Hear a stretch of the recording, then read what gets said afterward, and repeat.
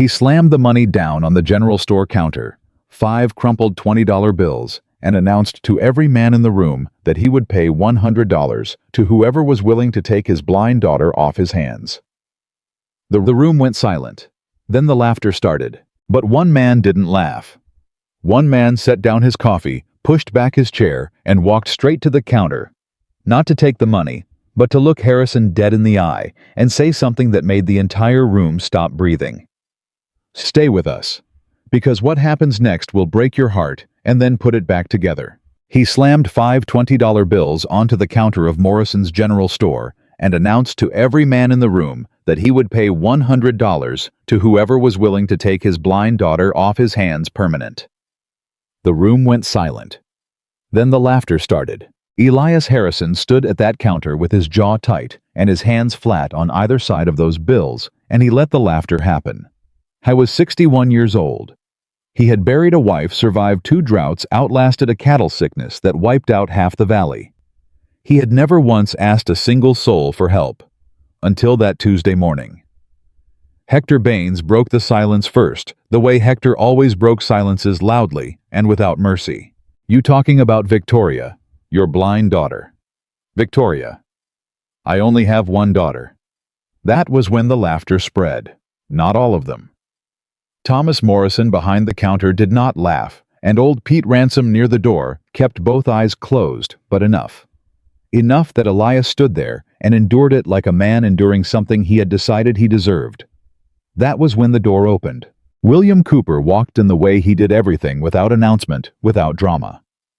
He was 34, broad through the shoulders, with eyes the particular gray of a sky before weather rolls in. He had been living up in this mountain pass for 3 years, coming down twice a month for supplies, speaking to almost nobody. People had theories about why. Some said he'd lost someone. Some said he'd done something. Most just said he was strange. He took 3 steps into Morrison's general store. Registered. The laughter, registered. The money, registered. Elias Harrison's rigid spine. He crossed the room. He stopped in front of the counter and looked at the 5 bills for a long moment. Then he looked at Elias Harrison directly, which almost nobody else in that room was doing, and said, "I'll come to your ranch." The laughter stopped. "Not for this." He picked up one bill, held it 1 second, set it back down. "Not for any of this." Hector Baines blinked. "Then why in the hell would you?" "Because somebody should." Nobody knew what to do with that.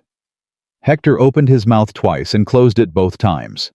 Thomas Morrison put down the can of beans he'd been holding. Old Pete Ransom had both eyes open now. Elias turned and looked at William, the way a man looks at something he is trying to calculate. Searching for the angle, the trick, the hidden self-interest. Because in his experience, there was always one. "You don't know her," Elias said. "You don't know what you're agreeing to." "No." William adjusted the brim of his hat.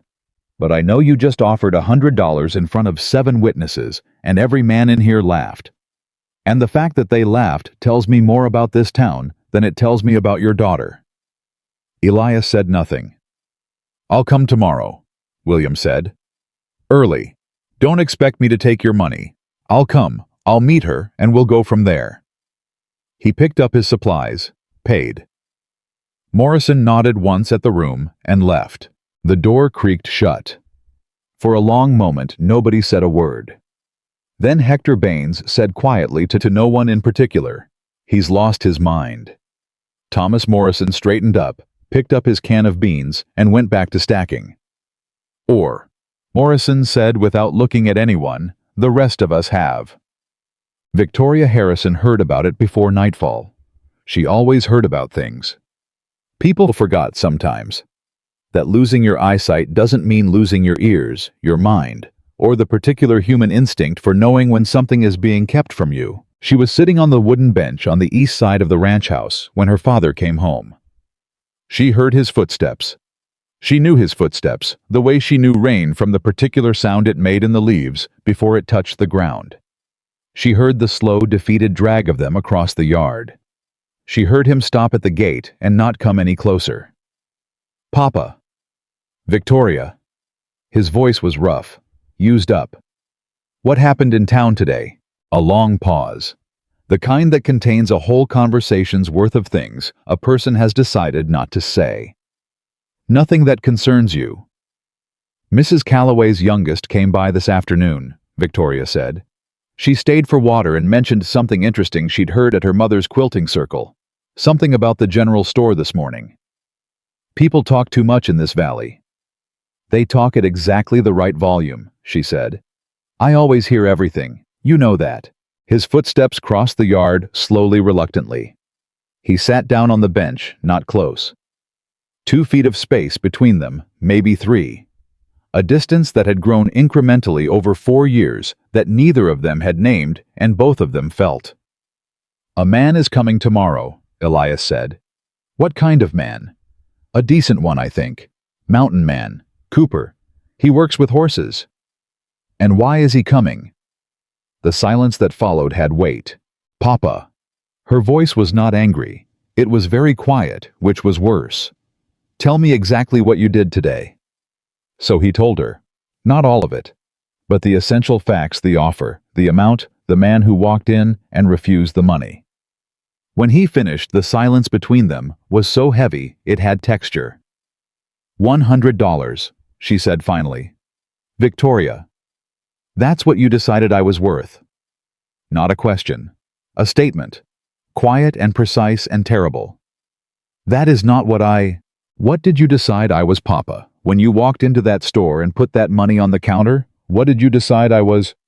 He didn't answer, because there was no answer that would have been good enough. Victoria stood from the bench without reaching for anything, without hesitating.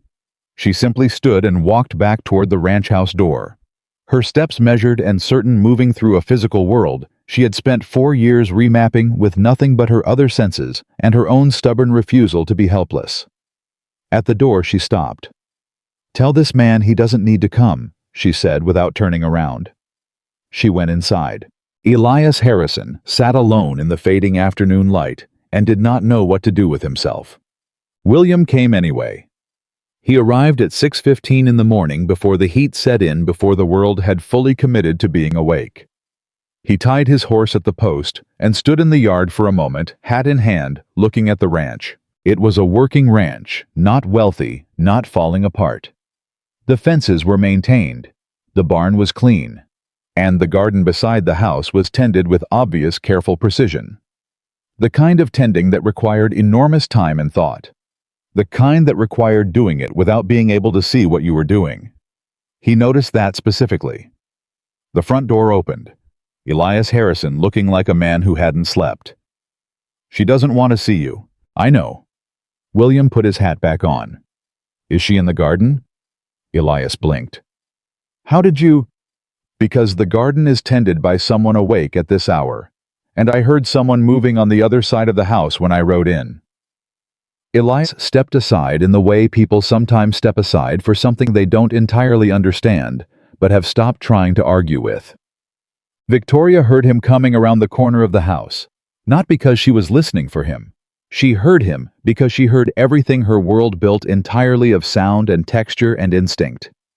And these footsteps had a different quality than her father's. Steadier, less apologetic. She kept her hands in the dirt. She was planting. She had done it by feel for 3 years, learned the particular depth a seed needed from the resistance of soil against her fingers, learned to recognize seedlings by the shape and texture of their first leaves. I told my father to send you away. The footsteps stopped. Yes, ma'am. Then why are you here? A considered pause. Not the scramble of someone searching for an excuse. The pause of someone who actually thinks before speaking, which in Victoria's experience was rarer than most people admitted. Because yesterday morning, I watched your father stand in front of 7 people and offer money to have someone care for you. And I watched 6 of those 7 people laugh. And I thought about it all night and decided the only thing more wrong than what your father did was going back up my mountain and pretending I hadn't seen it. Victoria's hands stilled in the dirt. You don't know me. No. You don't know anything about my life. No. Then what exactly do you want from being here? He didn't answer immediately. She heard him settle his weight, heard the slight shift of boots on dry ground, the sound of a man sitting on the fence rail. not looming over her, bringing himself to her level. "Nothing," he said. "Not a single thing. Everyone wants something. Generally, yes. So what do you want? Right now." A pause. "I'd like to know what you're planting." It was such an unexpected answer that Victoria almost laughed. She caught it, pressed it back, held it down. Because she had not laughed in a long time, not genuinely, not the laugh that came from something catching you completely off guard. And she was not ready to give that away to a stranger who had shown up uninvited because of her father's humiliation. "Squash," she said. "Early for squash." "I know what I'm doing. I can see that." His voice was even without the particular condescension she had learned to detect that slight upward pitch meaning. "I'm impressed for someone like you." There was none of that. He said it like a fact. She sat back on her heels and turned her face toward the sound of him, the habit she'd developed that people sometimes found disconcerting. The direct, sightless address that had the quality of eye contact without technically being it. "What's your name?" "William Cooper." "What happened to you, William Cooper, before the mountain?" The longest pause yet. "I had a life in Missouri. A woman I was going to marry. There was an accident. A fire." His voice was level, the level of someone who has pressed something painful into a very small space and keeps it there through effort. "I came west afterward. Ended up here." "I'm sorry," Victoria said. And she meant it. Not the reflex sorry. The real kind. "I didn't tell you that for sympathy. I know. You told me because I asked." A beat. "Yes," he said. "I did." They stayed like that for almost an hour. He didn't try to help with the planting. She didn't ask him to. He sat on the fence rail and she worked in the soil, and they talked, or more often didn't talk, and the silences between words were comfortable in a way Victoria had not expected and could not immediately explain. "My father put money on a counter," she said at one point, "in front of the whole town." "Yes. Do you understand how that makes a person feel?" "I think," William said carefully, "I have some idea of what it is to be made to feel like a burden." She didn't press him on it. She accepted it as offered in good faith. "I don't need saving, Mr. Cooper." "I'm not here to save you." "Then what are you here for?" He thought about it. She could hear him thinking, or thought she could, which amounted to the same thing. "I think," he said slowly, "I'm here because this seemed like the right place to be this morning, and I haven't felt that way about a place in a long time." The trouble came on the third day. William had returned the second morning, and the morning after, without invitation, without announcement. He fixed a rotted gatepost, helped Domingo with a horse favoring its left foreleg, and sat with Victoria in the garden, or at the kitchen table, talking or not talking, in that same unexpectedly easy way. On the third day, Hector Baines came to the ranch. He brought Ted Crowell and a younger man named James Whitfield, who worked for Nathan Caldwell's property east of town. He brought the specific energy of a person who has decided his personal amusement outweighs someone else's dignity. Victoria was in the kitchen when she heard the horses. She heard Domingo go still in the barn. She moved to the front door and stood beside it without opening it. "Cooper," Hector's voice carrying easy across the yard. "Heard you moved in. Came to see if the story was true." William's footsteps, steady, unhurried, crossed from the barn. "Morning, Hector. So it's true you're caring for the blind girl." The words hit Victoria in the stomach. Clean and quick, the way a blade hits, not like a blow, but like a cut, where you don't feel pain immediately, just heat. "Victoria Harrison," William said. "Her name is Victoria Harrison." "Right, sure." Hector laughed. "You're telling me you're here for fence repair, not for the—" "Hector." The word landed like something set down hard on a solid surface. "I'm saying people in town are wondering what you think you're doing. Strong man like you living up here with—" "I'm going to ask you one time to turn those horses around." Victoria opened the front door. She hadn't planned it. But she was 26 years old, standing inside her own house, listening to a man describe her to someone else's face, and something had reached its limit. She stepped onto the porch. All three men shifted saddle leather creaking boots, moving attention redirecting. She stood at the top step and raised her chin and faced the general direction of the horses with the focused attention she had cultivated over 4 years, the kind that told her approximately where people were, how many, what their restlessness meant. "I couldn't help hearing," she said, "since you were speaking at the volume of a man who wants to be heard." Silence. "My father made an offer in town the other day. That's between him and me. What happens on this ranch is not the business of anyone standing in that yard." She paused. "Mr. Baines, Mr. Crowell, and whoever that third horse belongs to." A long silence. "Ma'am," said the younger voice, the Whitfield boy, considerably less confident than he'd been 20 minutes ago. "The next time someone comes onto this property uninvited and uses my condition as entertainment," Victoria continued, "I will make sure everyone in this valley hears about it in precise detail. Starting with Nathan Caldwell, who I suspect would prefer his employees to spend working hours working." Another silence. Then Hector Baines quietly, with a completely different quality than any voice he'd used before. "Yes, ma'am." The horses turned. She heard them leave. She stood on the porch step until the hoofbeats faded, then let out one slow breath because her knees were not entirely steady, which she would not have admitted to anyone alive. One set of footsteps crossed the yard and stopped at the base of the steps. "That was," William said, "one of the most impressive things I have ever seen." "Don't. I'm not patronizing you. I know." She turned back to the door. "I just don't want credit for telling 3 men to mind their business. It shouldn't require courage. It shouldn't be remarkable." "You're right," he said. "It shouldn't." She paused at the door. "William." "Yes. Thank you for not fighting them on my behalf." A pause. "You didn't need me to." "No," she said. "I didn't." She went inside. She pressed her back against the closed door and stood there with her hands flat against the wood and her heart going faster than she would have preferred. Something was changing. She didn't know yet whether to be grateful or afraid. The morning of the 5th day. Elias tried to pay William at the fence line. He held out an envelope. William looked at it, looked at Elias, and went back to work. "I'm not taking your money, Mr. Harrison." "Then what is it you want? Men don't work for nothing." "Maybe I'm working through something." "On my property." "If that's an objection, I'll go." Elias didn't say it was an objection.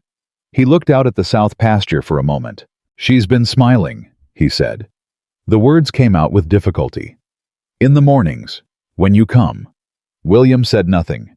"She hasn't had much cause to smile these past years." "With respect," William said, "I think she has had plenty of cause. Other people's behavior made it harder to find." Elias looked at him. "You think I failed her?" "Not a question."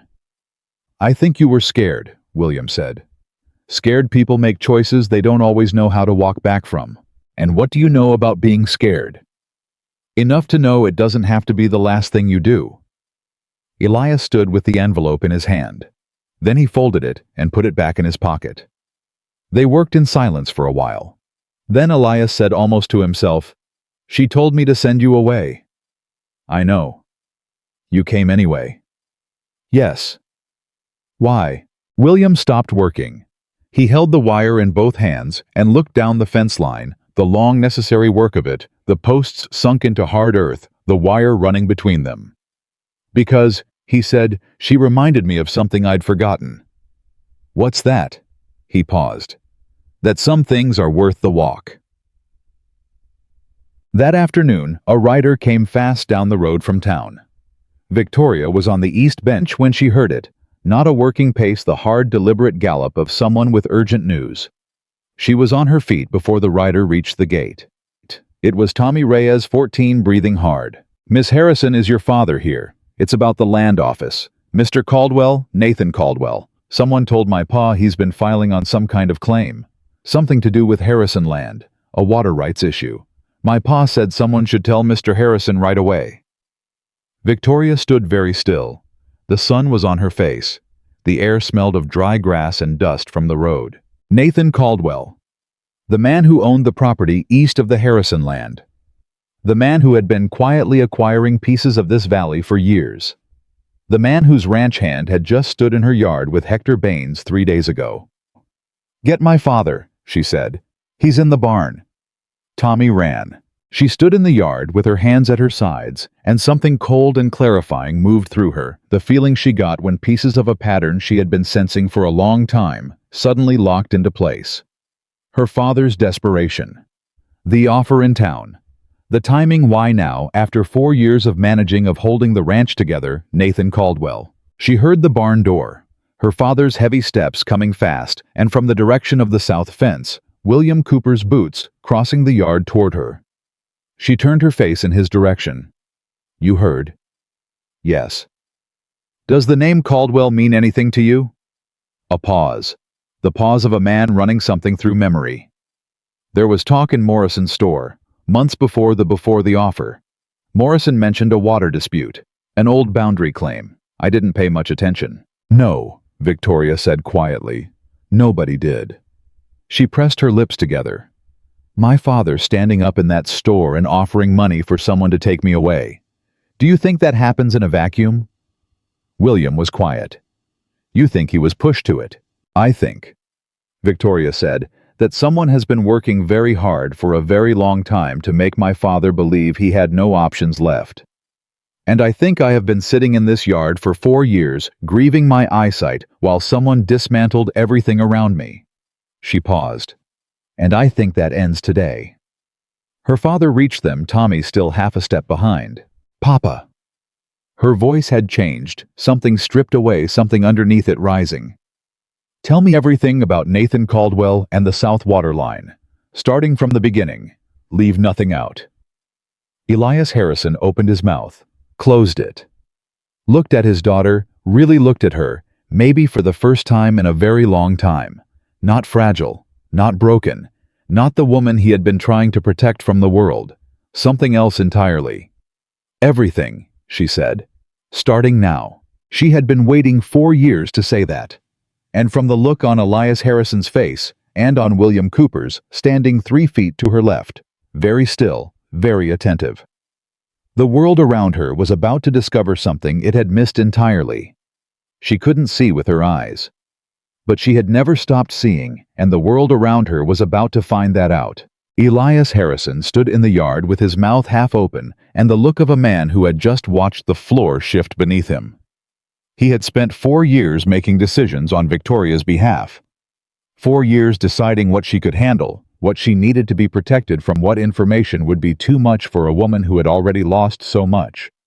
4 years of quiet, suffocating love that had dressed itself up as protection, while it slowly took away everything else. And now she was standing in front of him in the yard with her chin raised, and her voice carrying the kind of authority that has nothing to do with volume and everything to do with will, and she was asking him to account for himself. He didn't know where to start. So William said, with the particular calm of a man who understands that a situation requires someone to cut through rather than wade through, "Mr. Harrison, the water rights. When did Caldwell first raise the issue?" Elias turned to him. Something in his face shifted. Something almost grateful. The way a man is grateful when someone else takes hold of a conversation that has become too heavy for him to carry alone. 2 years ago, Elias said.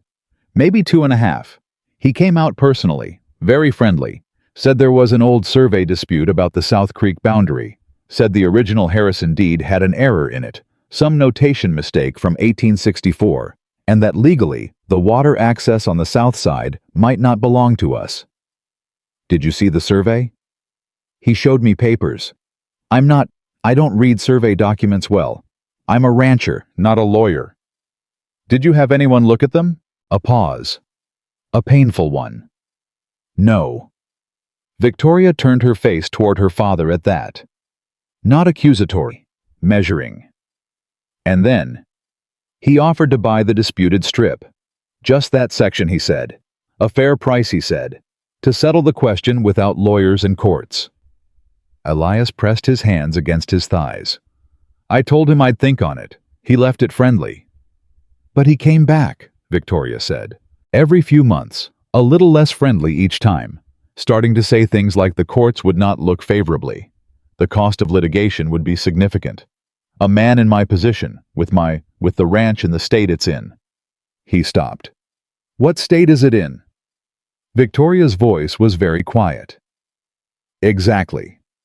The silence that followed was the kind that contains a great deal of compressed information being reluctantly decompressed. Papa. She took one step toward him. What state is the ranch in? Elias looked down at his boots. The drought 2 years ago took most of the cattle profit. We had a good spring, but it didn't make up the difference. There's a note at Caldwell's brother-in-law runs the Callows Creek branch. Did you know that? And the terms shifted last winter. The interest went up. The repayment window shortened. He looked up. I've been trying to manage it without telling me. The words fell between them. You were all ready. He stopped, started again more honestly. I didn't want to add to what you were already carrying. Victoria did not move for a long moment.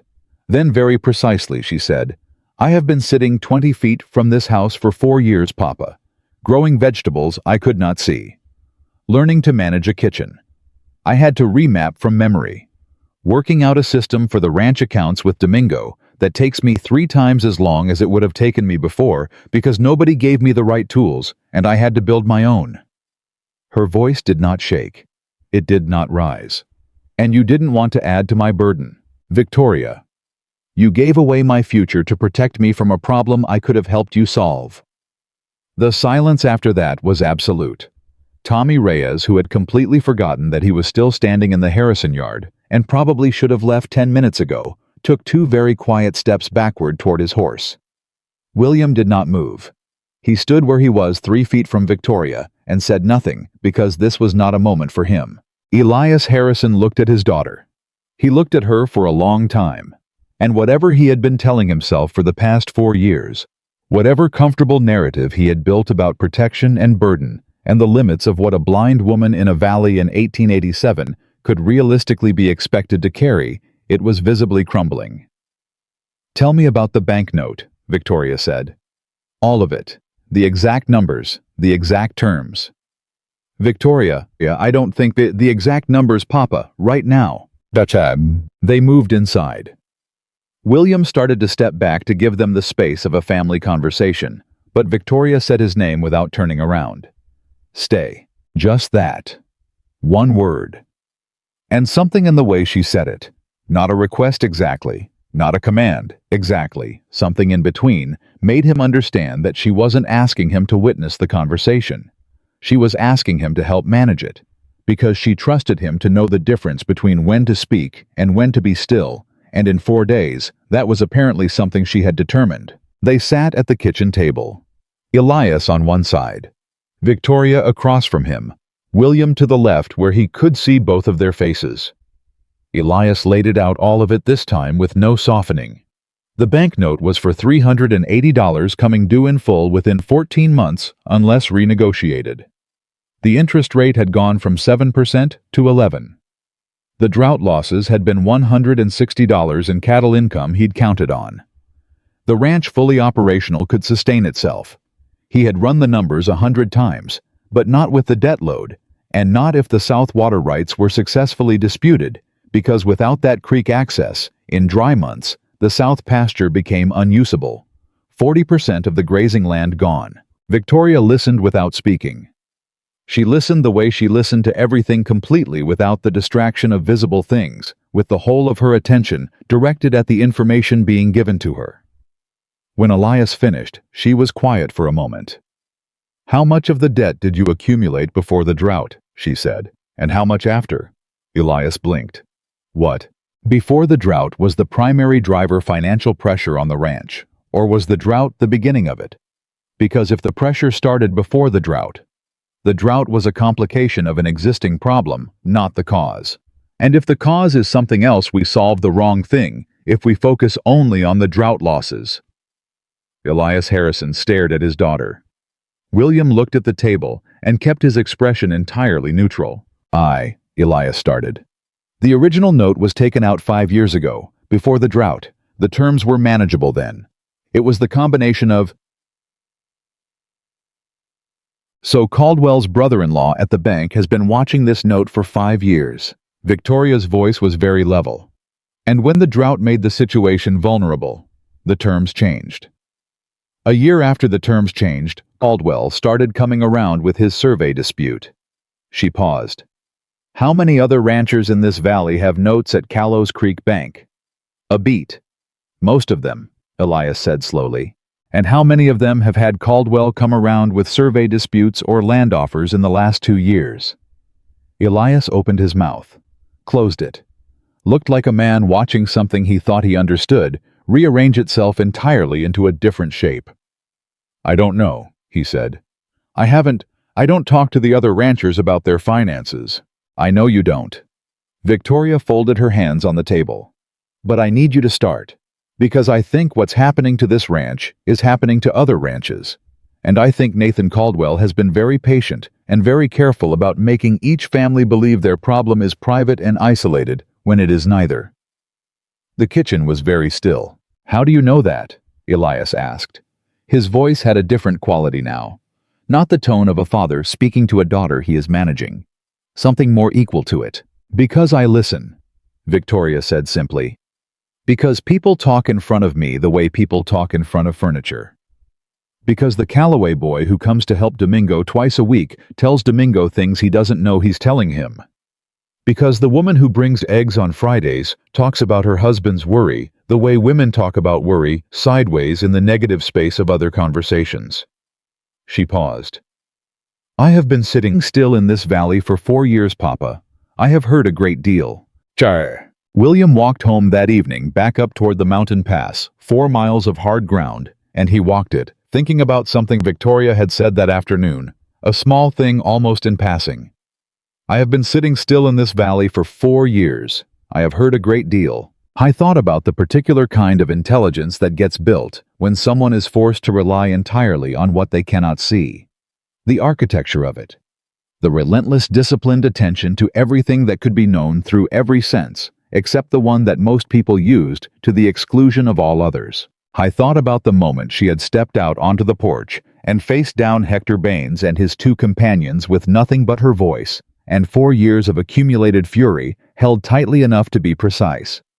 He thought about the moment at the kitchen table, when Elias Harrison had slowly visibly realized that his daughter, the person he had been trying to protect, was in fact the clearest-eyed person in the room.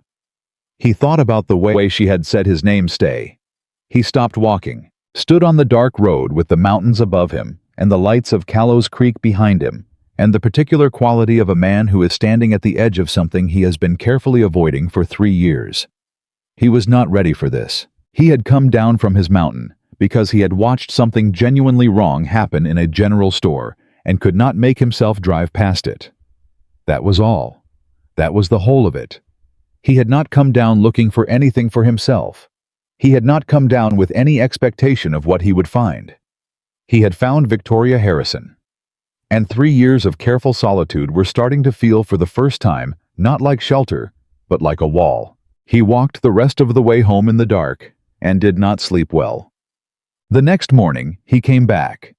She was already at the kitchen table when he arrived before 6 with papers spread in front of her that were not exactly spread for her benefit. They were her father's land documents, the original deed, the bank correspondence organized by Elias at Victoria's direction the previous evening. Victoria's hands moved across them, reading with her fingertips in some cases, in others simply holding them as reference points, while Elias read specific passages aloud. She had somehow overnight produced a list. She recited it from memory when William sat down, 6 names, 6 families in the valley, each one with a note at Callows Creek Bank, each one with some version of a land or water dispute with Caldwell's operation that had emerged in the last 2 to 3 years. She had built the list from conversational fragments and second-hand reporting over 4 years of listening. I need to verify it, she said. I need someone to go and talk to those families. Not ask about Caldwell directly, not yet. Just about the bank terms, whether the rates changed, whether anyone from Caldwell's land approached them. I can do that, William said. Can you do it without it getting back to Caldwell? He thought about it. I'll be careful. Careful isn't enough, Victoria said. Caldwell has eyes. Hector Baines told him about you being here within 24 hours. I'm almost certain of that. The Whitfield boy who came with Baines works Caldwell land. If you start visiting the other ranches and asking questions, he'll know within a week." "So who goes?" William asked. Victoria was quiet for a moment. "Domingo." Elias looked up. "Domingo. Domingo has been in this valley for 20 years.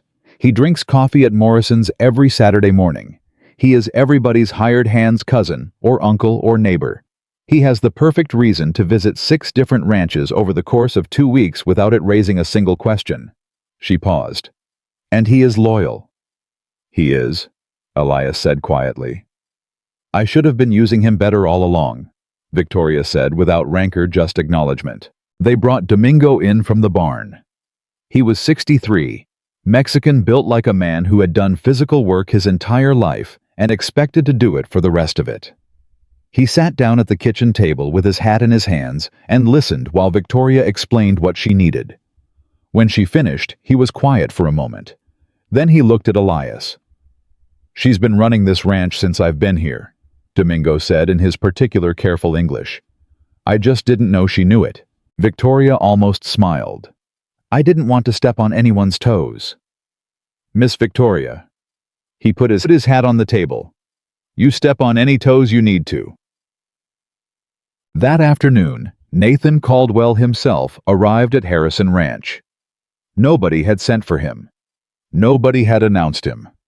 He simply appeared at the gate at 2 in the afternoon, riding a very good horse, wearing a very good coat for a man coming to a working ranch on a weekday afternoon, which told William, who was repairing the water trough near the gate, when Caldwell arrived, something immediately. Caldwell was 48, prosperous-looking, with the particular groomed ease of a man who had spent his life being comfortable and had confused that with being right.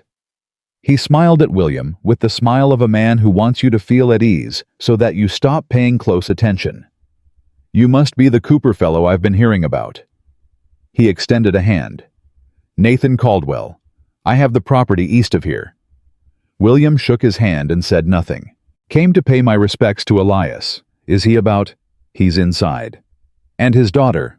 The smile didn't change exactly, but something behind it recalibrated. "How is she managing?" "She's well," William said. "Good, good. Remarkable girl. In her situation, it's admirable how the family has held together."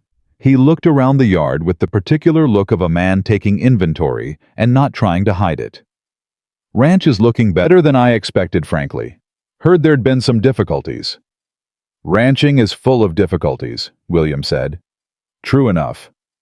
Caldwell tilted his head. "You're a mountain man, aren't you, horse work?" "That's right. Long way to come down for fence repair. I like a change of scenery." Caldwell looked at him for a moment. The smile still there, but the assessment behind it had sharpened. "Elias is a proud man," Caldwell said with the tone of a man offering a confidence. "I say that respectfully. He's had some hard years, and I've tried to be a good neighbor. Offered him a fair solution to this water business.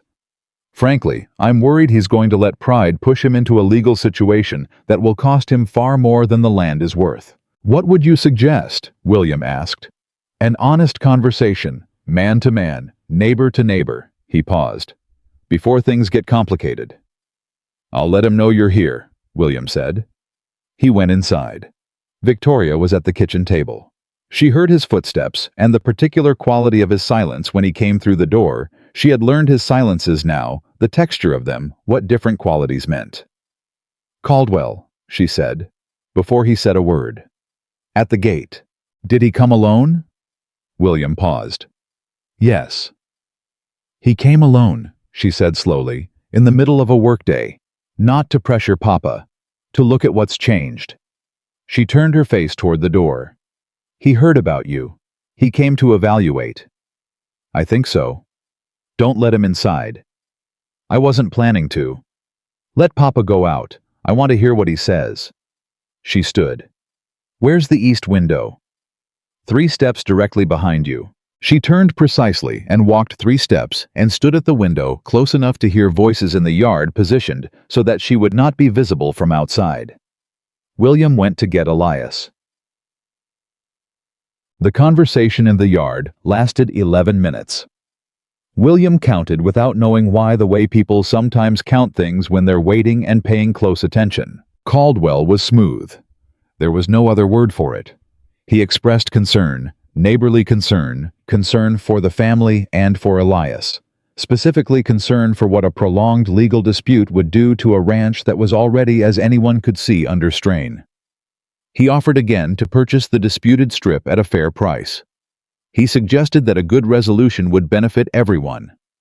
He mentioned almost in passing that the banknote was coming up on a significant review date, and that his brother-in-law had expressed to him privately that the bank was feeling uncertain about the Harrison collateral. His brother-in-law had shared the details of a private bank account with a neighboring landowner with an interest in acquiring Harrison land. Elias did not respond the way Caldwell expected. He did not visibly waver. He said he would think on it. He said he appreciated the concern. He said he'd be in touch. Caldwell left.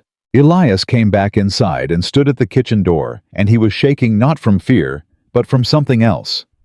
The physical reaction of a man who has just understood something that changes the entire shape of his recent past.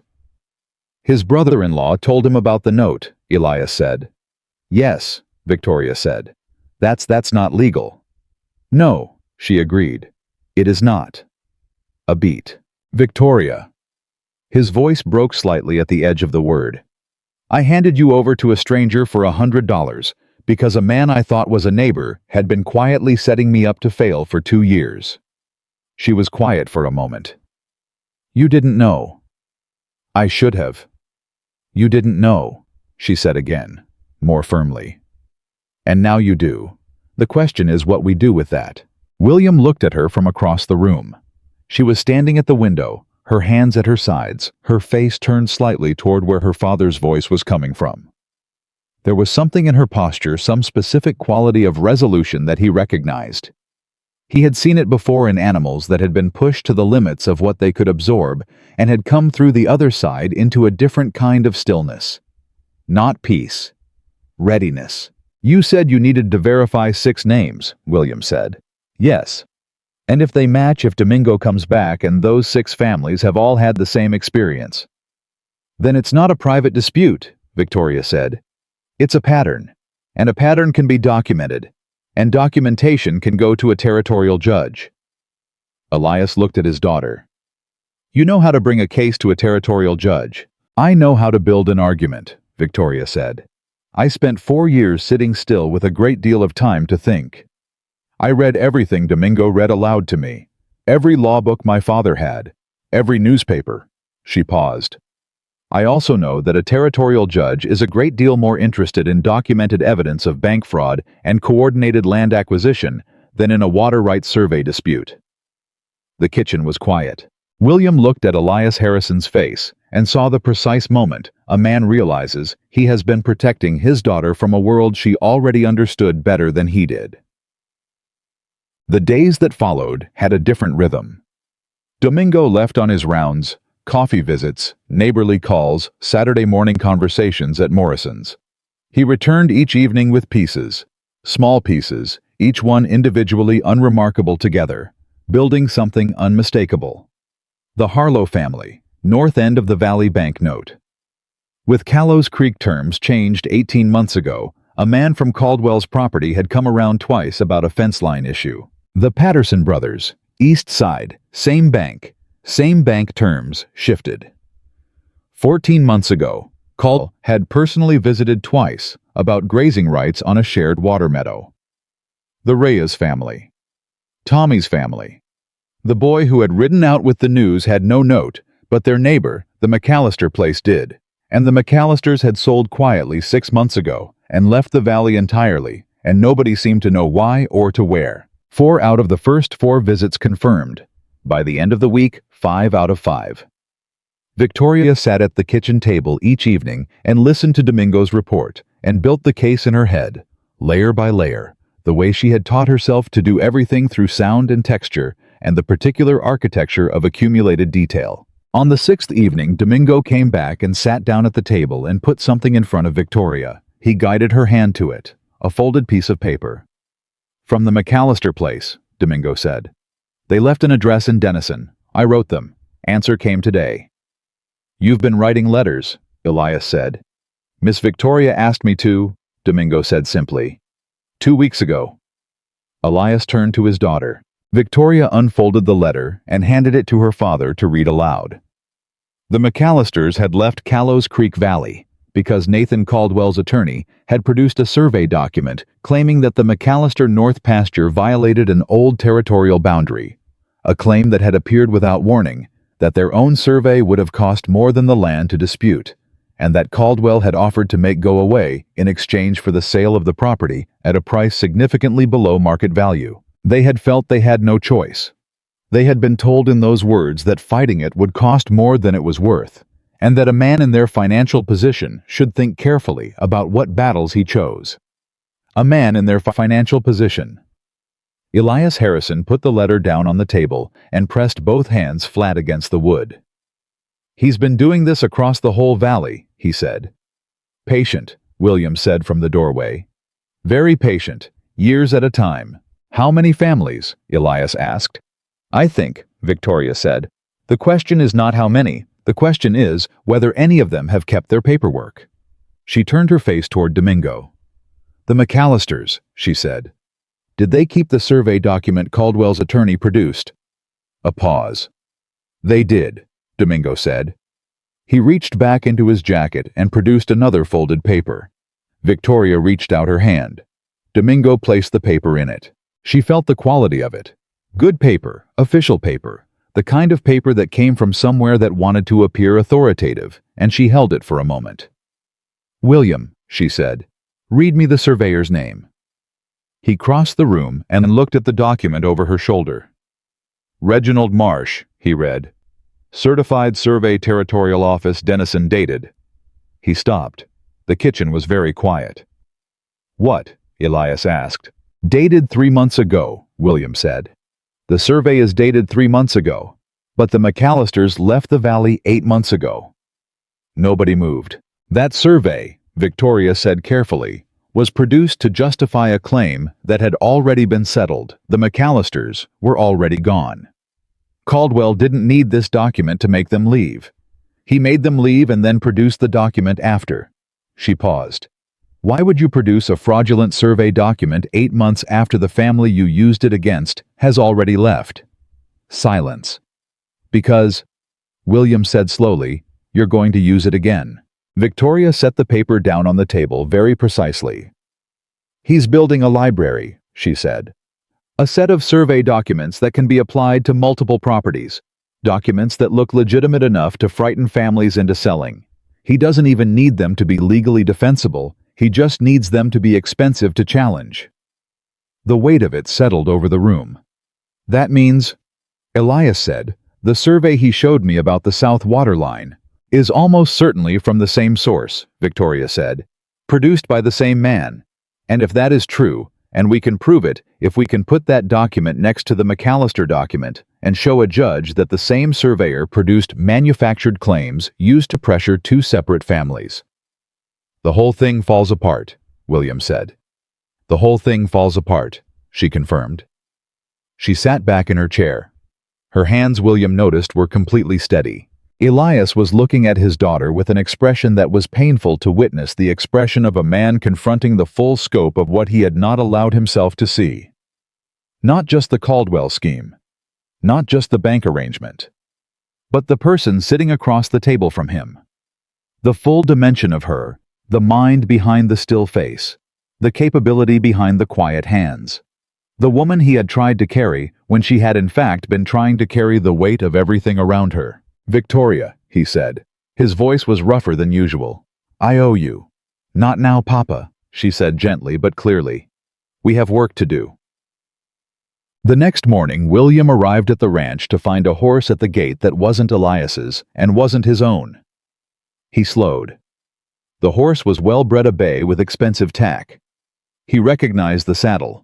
It was the saddle from Caldwell's good horse from 2 days before. He didn't ride past the gate. He stopped and he thought for a moment. Caldwell had come back. Or someone from Caldwell had come back. Early before 8 in the morning with a horse that was worth more than most of the ranchers in this valley made in a year.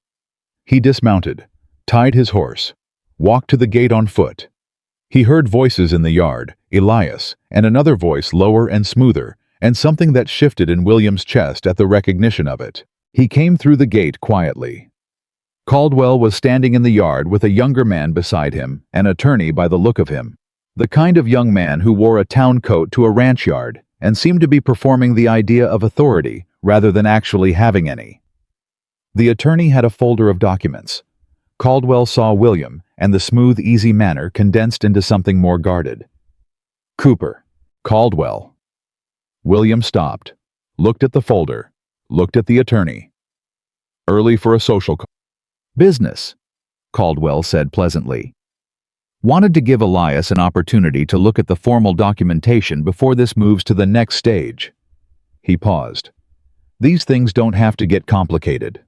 No, William agreed. They don't.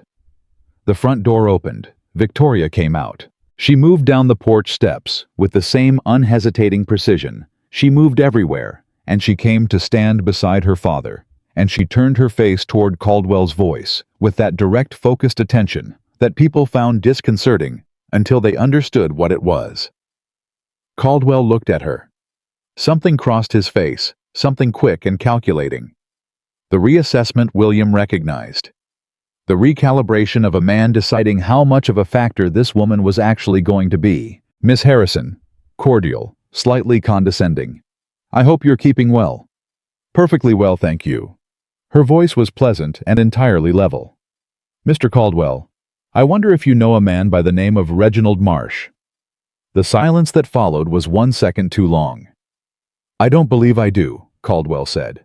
Interesting, Victoria said. Because according to the document you showed my father 3 months ago, Mr. Marsh surveyed the Southwater boundary on your behalf. And according to a document we now have in our possession, Mr. Marsh produced a remarkably similar survey for a property boundary dispute in Denison involving a family named McAllister. 8 months after the McAllisters had left Callows Creek Valley, having been persuaded to sell. She paused. We've written to the Territorial Surveyor's Office about Mr. Marsh's credentials. We've also written to 3 other families in this valley about their experiences with boundary disputes. We expect to have responses within the week. Nathan Caldwell had gone very still. The attorney with the folder had stopped performing authority and was simply standing there. William looked at Caldwell's face and saw at the specific moment when a man who has built an elaborate structure of patience and maneuvering looks at the person he had classified as the easiest obstacle and understands too late that he had made a fundamental error. He had looked at Victoria Harrison and seen a blind woman on a struggling ranch. He had not looked carefully enough. My father received a letter this morning, Victoria continued in the same pleasant tone, from a judge in Denison, a territorial judge who was recently made aware of some concerns regarding land acquisition practices in this valley.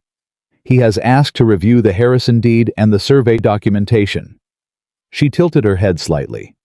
Would you like to stay for coffee, Mr. Caldwell? Or would you prefer to drive back to your property and spend the morning with your attorney? Nathan Caldwell looked at her for a long moment. He looked at William. He looked at Elias Harrison, who was standing beside his daughter with his shoulders straight for the first time in longer than William could estimate. Good morning, Caldwell said quietly. He turned. His attorney followed. Their horses moved out of the gate and down the road without urgency, with the particular controlled pace of men who will not let anyone see them run. When the sound of hooves had faded, Elias Harrison let out a slow, long breath. The judge, he said. The letter. Arrived this morning, Victoria said. Domingo posted the letter to him 2 weeks ago. I didn't want to mention it until we had the answer. She paused. I knew Caldwell would come back with formal documentation once he heard about the McAllister papers. I wanted him to come. I wanted him to know we had the survey before he brought his attorney here, because a man like Caldwell calculates whether a fight is winnable, and I needed him to calculate this one clearly. She turned and walked back toward the porch steps. William watched her. He watched the particular quality of the way she moved. Purposeful, unhesitating reading the world through everything except the channel that had been closed to her. At the top of the steps, she paused. William, she said without turning around. Yes. Thank you for not saying anything. He thought about it. You didn't need me to. A pause. No, she said. I didn't. She went inside. And William Cooper stood in the yard of Harrison Ranch in the dry morning air and felt something shift in his chest. The particular unmistakable movement of a wall he had built very carefully over 3 years beginning to come apart at the foundation. Not falling, not yet, but moving. And he was no longer entirely sure he wanted to stop it. That wall he had built so carefully, so deliberately, brick by brick over 3 years of mountain solitude was shifting in ways he could feel, but could not yet name. And the most honest thing William Cooper could say about it was that he was afraid. Not of Victoria Harrison. Of what wanting something again would cost him if it went wrong. He had learned the hard way that the price of loving something you could lose was not paid when you lost it. It was paid every single day afterward. So he went back up the mountain that evening, the same as he did every evening, and he sat in his cabin, and he told himself the same things he had been telling himself all week, that he was helping, because it was right that he was staying, because the situation was unfinished, that whatever was happening in his chest when Victoria said his name in that particular way was something he could manage if he kept it at a careful distance. He was not very convincing even to himself. And then 3 days later, Victoria Harrison did something that made distance impossible. She came to find him, not to the ranch gate, not to the fence line where he usually worked. She walked alone with her cane. She had apparently been memorizing the sound and texture of for some time 4 miles up the North Pass to his cabin, arriving at mid-morning with her boots dusty and her expression arranged in the particular way that meant she had decided something and was not going to be argued out of it. He heard her coming before he saw her, heard the specific rhythm of her cane on the road, the measured pace of someone navigating unfamiliar ground with great care and absolute determination. He stepped out of the barn and stood watching her come up the last quarter mile of road and felt something tighten in his chest that he could not have named if someone had paid him. She stopped when she heard his boots on the ground. "You didn't tell me the road had a washout at the 2-mile mark," she said. Her voice was even, but the line of her jaw told a different story. "I didn't know you were coming."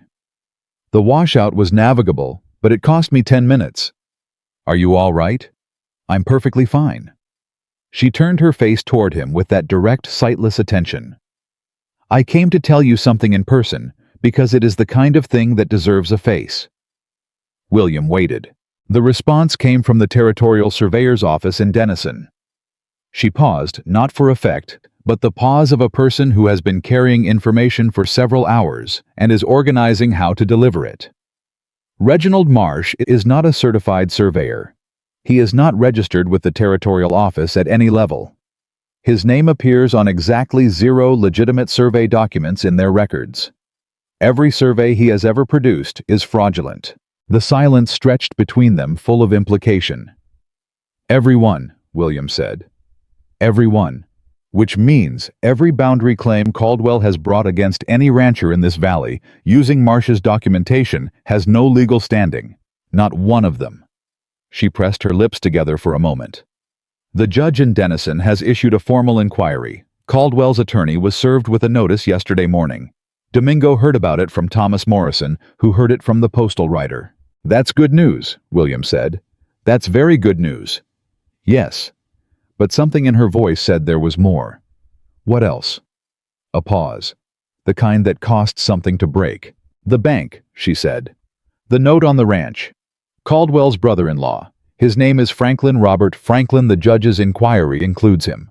Sharing a client's financial details with a third party who has a financial interest in that client's property is not legal. Not in this territory, not in any territory." She stopped. "Which means the terms of our note may be negotiable on grounds of improper conduct. Which means the 14-month window might not be a wall after all." "Victoria." His voice was quiet. "That's everything you were working toward." "I know." Her voice was steady, her face composed, and for just a moment, just one something underneath the composure flickered. "I know, and I came to tell you because—" She stopped. Tried again. "Because you were there, when it started. And I didn't want to send Domingo." William stood very still. "I wanted you to know first," she said. Those 5 words in that particular order, with that particular difficulty, landed somewhere in William Cooper's chest, with the quiet, irreversible weight of something being set down permanently. He did not say anything immediately. He had learned around Victoria that silence was not absence, that it was sometimes the most honest response to a thing that deserved more than a quick answer. "Thank you," he said finally, "for walking 4 miles to tell me." A beat. 4 miles and a washout, she corrected. And this time, she did not catch the almost laugh. It came out brief, real sudden, and she pressed her fingers to her mouth a half-second too late. William smiled. He could not have stopped it. "Come inside," he said. "I'll make coffee, and I'll drive you home." She stayed for 2 hours. They sat at the rough table in his cabin and drank coffee and talked, and this time the conversation was different from the conversations at Harrison Ranch. There they were always in the context of the ranch, the problem, the work. Here for the first time they were simply 2 people in a room together with nowhere specific to be and nothing urgent demanding them. She asked him about Missouri, about the life before the mountain. He told her more than he expected to, more than he had told anyone in 3 years, which was approximately nobody. He told her about the farm outside of Springfield, about his father who had died when he was 20 and left him the property and the particular heavy inheritance of a man who never said out loud what he felt. About Clara, the woman he had been planning to marry. The fire that had taken the farmhouse on a dry October night, taking Clara with it, while William had been in town, a fact he had spent 3 years trying to stop punishing himself for, with limited success. Victoria listened without interrupting, without offering the particular sounds of sympathy that people offered. Sometimes the small murmurs that meant they were listening, but also that they were deciding what to say next. She simply listened completely the way she listened to everything. When he stopped, the silence was not uncomfortable. "You came west to stop feeling it," she said. "Yes." "Did it work?" A long pause. "For a while," he said. "Mountains are very quiet. Quiet helps. Until it doesn't." "Until it doesn't," he agreed. She wrapped both hands around her coffee cup. "My accident was a horse. 3 men will tell you it was nobody's fault, and 1 man, my father, will tell you he should have replaced the saddle rigging before he asked me to ride that day. He checked the rigging himself an hour before saw the wear, decided it would last 1 more ride." She said it without drama. Just facts. "He has not stopped deciding that for 4 years. William looked at her. "He blamed himself," he said. "Completely. Unrelentingly. The same way you blame yourself for being in town." She paused. "The difference is that my father expressed his guilt by protecting me from everything he could reach. You expressed yours by taking yourself somewhere you couldn't hurt anyone else." She tilted her head slightly. "Neither one is actually dealing with it." He sat with that for a moment. "That's very direct," he said. "I've had 4 years with very little to do but think," she said. "And I find that direct is faster." He almost laughed himself this time. "Yes, I've noticed." "William." She set her cup down.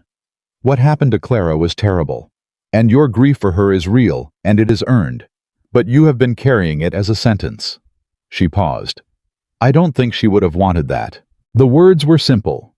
They would not have been remarkable from anyone else. But coming from Victoria Harrison, who had spent 4 years in a particular kind of darkness, and had not let it become her entire world, coming from her, they had a weight that hit William somewhere he had kept very carefully defended. His jaw tightened. He looked down at the table. "You didn't know her," he said. His voice was not unkind, just honest. "No," Victoria said. "I didn't. I'm only telling you what I would have wanted." He looked up at her.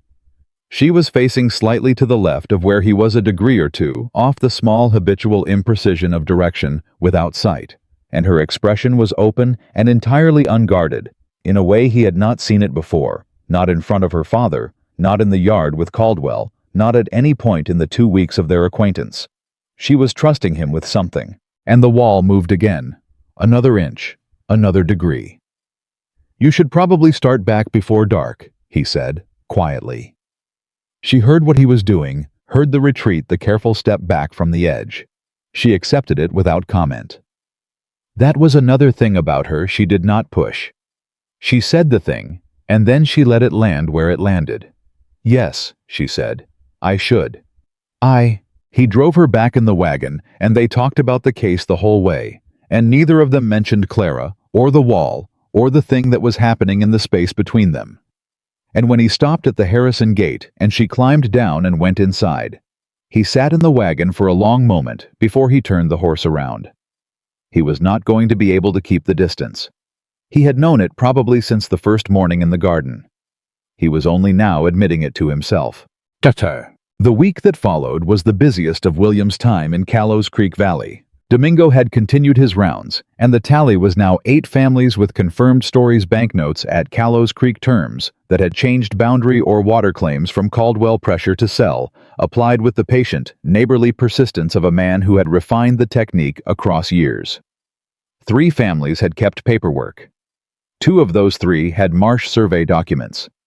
The third had correspondence from Caldwell's attorney that referenced financial details that could only have come from the bank. Victoria organized the documentation at the kitchen table, with Elias reading aloud, and Domingo serving as the room's second memory, and William riding between the Valley families carrying documents and questions, and the particular message that they were not alone in what had happened to them. That part, the writing the conversations, was not easy. These were proud families. Proud the way people who have built something from nothing are proud, which means the admission that they had been maneuvered felt personal and shameful. William did not try to take the shame away. He just sat with each family and told them what he knew, and waited while they decided what to do with it. The Harlow family, father and 2 adult sons, needed 2 visits before the elder. Harlow would acknowledge that what had happened to him might matter to someone else's case. The second visit, the elder Harlow's wife came out and handed William a folder of correspondence she had kept without telling her husband, because she had known from the first visit that Caldwell's friendliness was the wrong temperature. Women William thought riding home from that visit noticed things. He told Victoria that evening at the kitchen table, and she said without looking up from the document she was memorizing by fingertip, "We always have. Nobody ever thought to ask us what we'd noticed." The complication came on a Thursday. It came in the form of a man named Gerald Price, who arrived in Callows Creek on the weekly stage from Denison and checked into the Valley's one lodging house and spent his first evening having dinner with Nathan Caldwell at Caldwell's property. Thomas Morrison, who was Callows Creek's most reliable source of observed information, mentioned to Domingo on Friday morning that Price was an attorney from the territorial capital, and that Caldwell had been in very good spirits at dinner and had been heard to say just loudly enough to carry that the inquiry from the judge was a routine matter and would be handled without difficulty. Domingo was at Harrison Ranch within the hour. Victoria listened to the report with her hands flat on the table. "What kind of attorney?" she asked. Domingo thought. "The kind who is used to being looked at," he said, which was a precise and damning description. "Political connections," William said. "Almost certainly," Victoria said. "Caldwell has been building this operation for years. He would not have done it without people in the right places." She paused. "Which means the judge's inquiry may be subject to pressure we haven't anticipated." "Can they stop the inquiry?" Elias asked. "Not stop it," Victoria said. "But delay it, complicate it, make it expensive and difficult enough that the families we've spoken to decide the fight isn't worth it." She pressed her lips together. "This is what Caldwell does. He makes things feel impossible. That's the whole mechanism. He doesn't win by being right. He wins by making you believe you've already lost." The table was quiet. "So what do we do?" Elias asked. Victoria was quiet for a long moment. Then she turned her face toward William. "What do you know about the territorial capital?"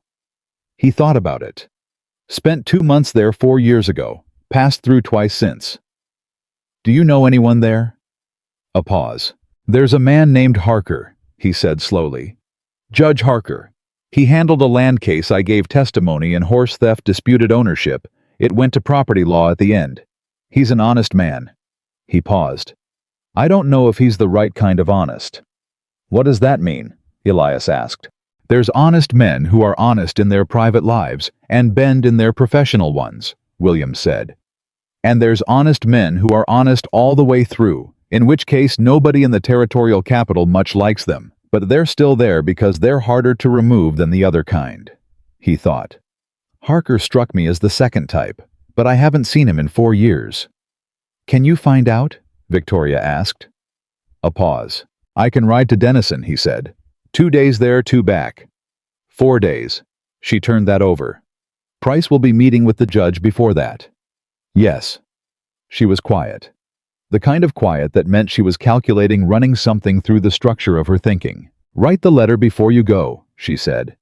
Write it tonight. Take the stage tomorrow. It's faster than riding the Denison stage runs Thursday through Saturday. You can be there in 1 day. She paused. And I'll write one as well.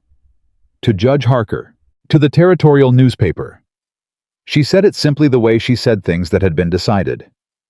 A private legal inquiry can be pressured. A story that has appeared in a newspaper cannot be unpublished. She paused. Caldwell has managed this entire operation in private, in quiet, in the space between official notice and public knowledge. The moment it becomes a story that people in the territorial capital are reading over breakfast, it is a different kind of problem for everyone who has been helping him. Elias Harrison looked at his daughter. You've been planning this, he said. I've been thinking about it, she said. Since the surveyor's office letter came, since it became clear that Caldwell would not simply retreat. She turned her face slightly. He came here because he believed we were the easiest point. An aging rancher, a blind daughter, a struggling note, the path of least resistance. She paused. I want to make sure that when this is over, he understands that the path of least resistance was the worst mistake he ever made. William left on the morning stage. He sat in the Denison-bound coach with Victoria's letter in his inside jacket pocket, a letter she had dictated to Elias the previous evening, and then listened to read back 3 times until every sentence was precisely what she wanted. He had read it himself privately by lamplight before he packed it. It was remarkable. Not rhetorical, not emotional, not the appeal of a vulnerable woman seeking sympathy. It was precise, documented, structured like a legal argument, but written in clear language that any newspaper reader could follow. It laid out the pattern, named the families, cited the fraudulent surveys, identified the bank connection, and asked a single question at the end, with the kind of quietness that made it ring louder than any raised voice. How many families in this valley must sell their homes before the territorial system designed to protect them decides to notice? William read that line twice, and felt a particular kind of pride that he had no right to feel and felt anyway. He arrived in Denison that afternoon and went directly to Judge Harker's office. Harker was 60 gray, built like a man who had spent his youth doing physical work and his middle age doing mental work, and had not entirely let go of either. He remembered William Cooper remembered the horse theft case specifically, which William had not expected. You testified that the paint gelding had a healed fracture in the left foreleg, Harker said, settling back in his chair. The previous owner's claim fell apart because you could describe the fracture in enough anatomical detail that it became clear you had actually treated the animal and they had not. That's right. I remember thinking, this man does not lie. Not because he's particularly noble, because he doesn't see the point of it. He looked at William steadily. So tell me why you're in my office, William told him. All of it, the offer in the general store. Victoria Caldwell, the fraudulent surveys, the bank connection, the 8 families, the letter to the newspaper, Gerald Price's arrival from the capital.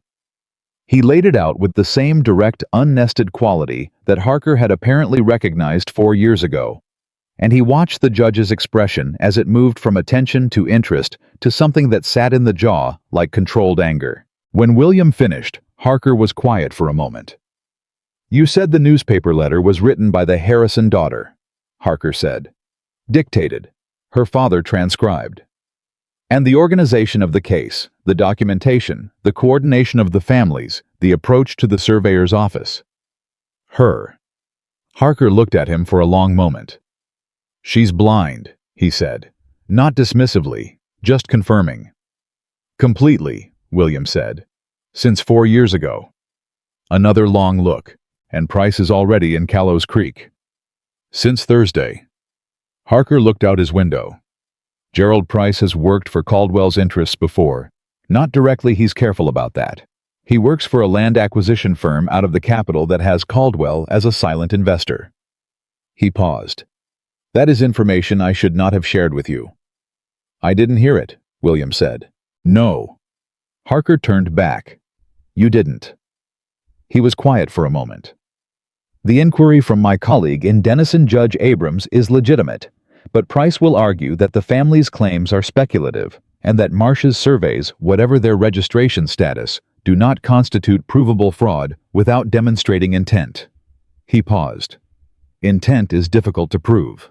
The letter shows the McAllister survey was produced after the McAllisters had already left, William said. If Caldwell was using it on other properties. It suggests a prepared template, Harker said.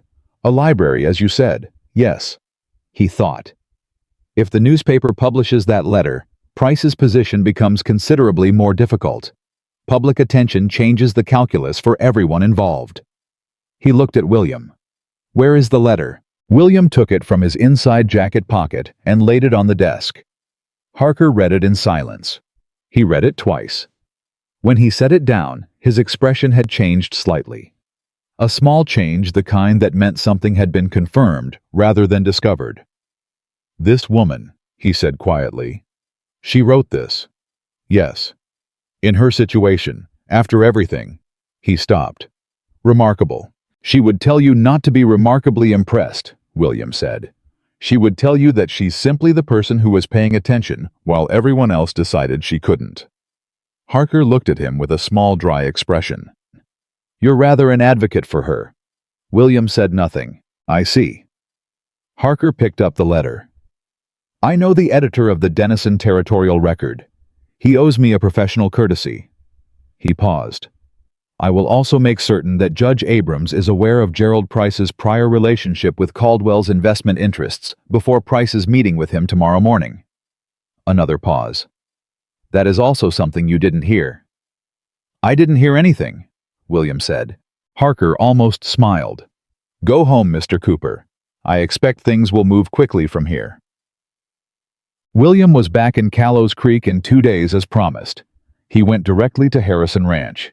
He found Victoria in the garden, always with her hands in the earth, always the same precision of care, and he crouched at the edge of the bed and told her what Harker had said, leaving out only the information he had been specifically told he hadn't heard.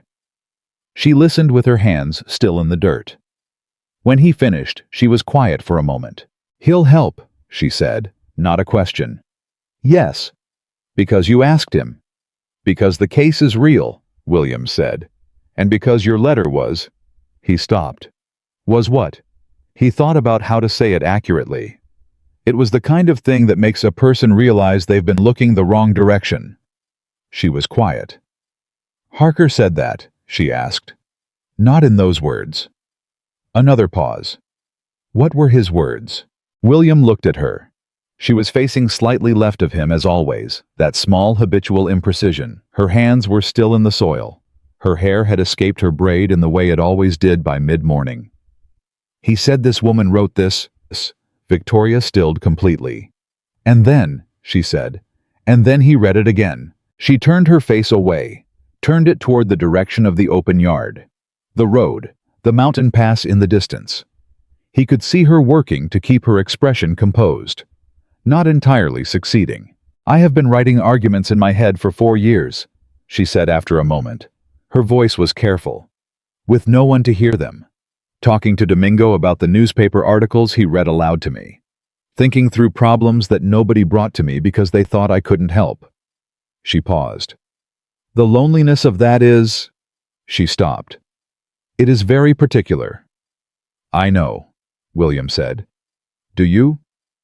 I spent 3 years talking to broken horses, he said. Yes.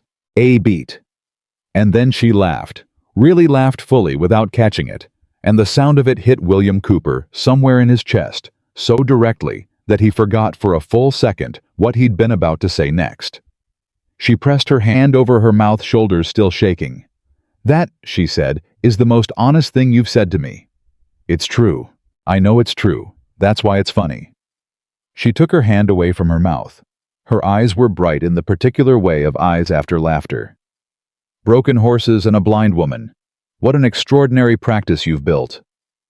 "The best kind," he said, quietly, without entirely planning to.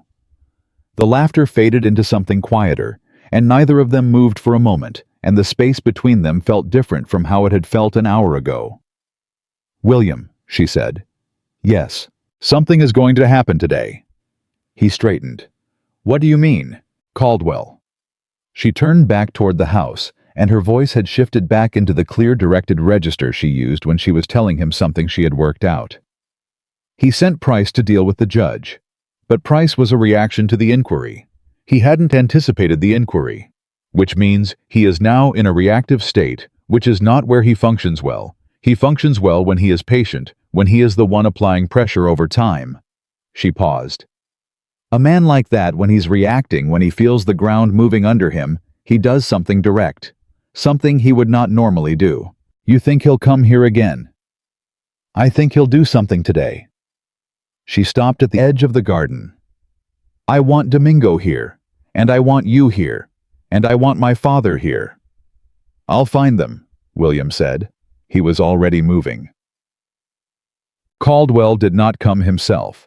He sent a man named Briggs, not one of his regular ranch workers, not the Whitfield boy, not anyone from the valley. A man who had arrived in Callows Creek 2 days before on an unmarked horse and had been staying at the same lodging house as Gerald Price.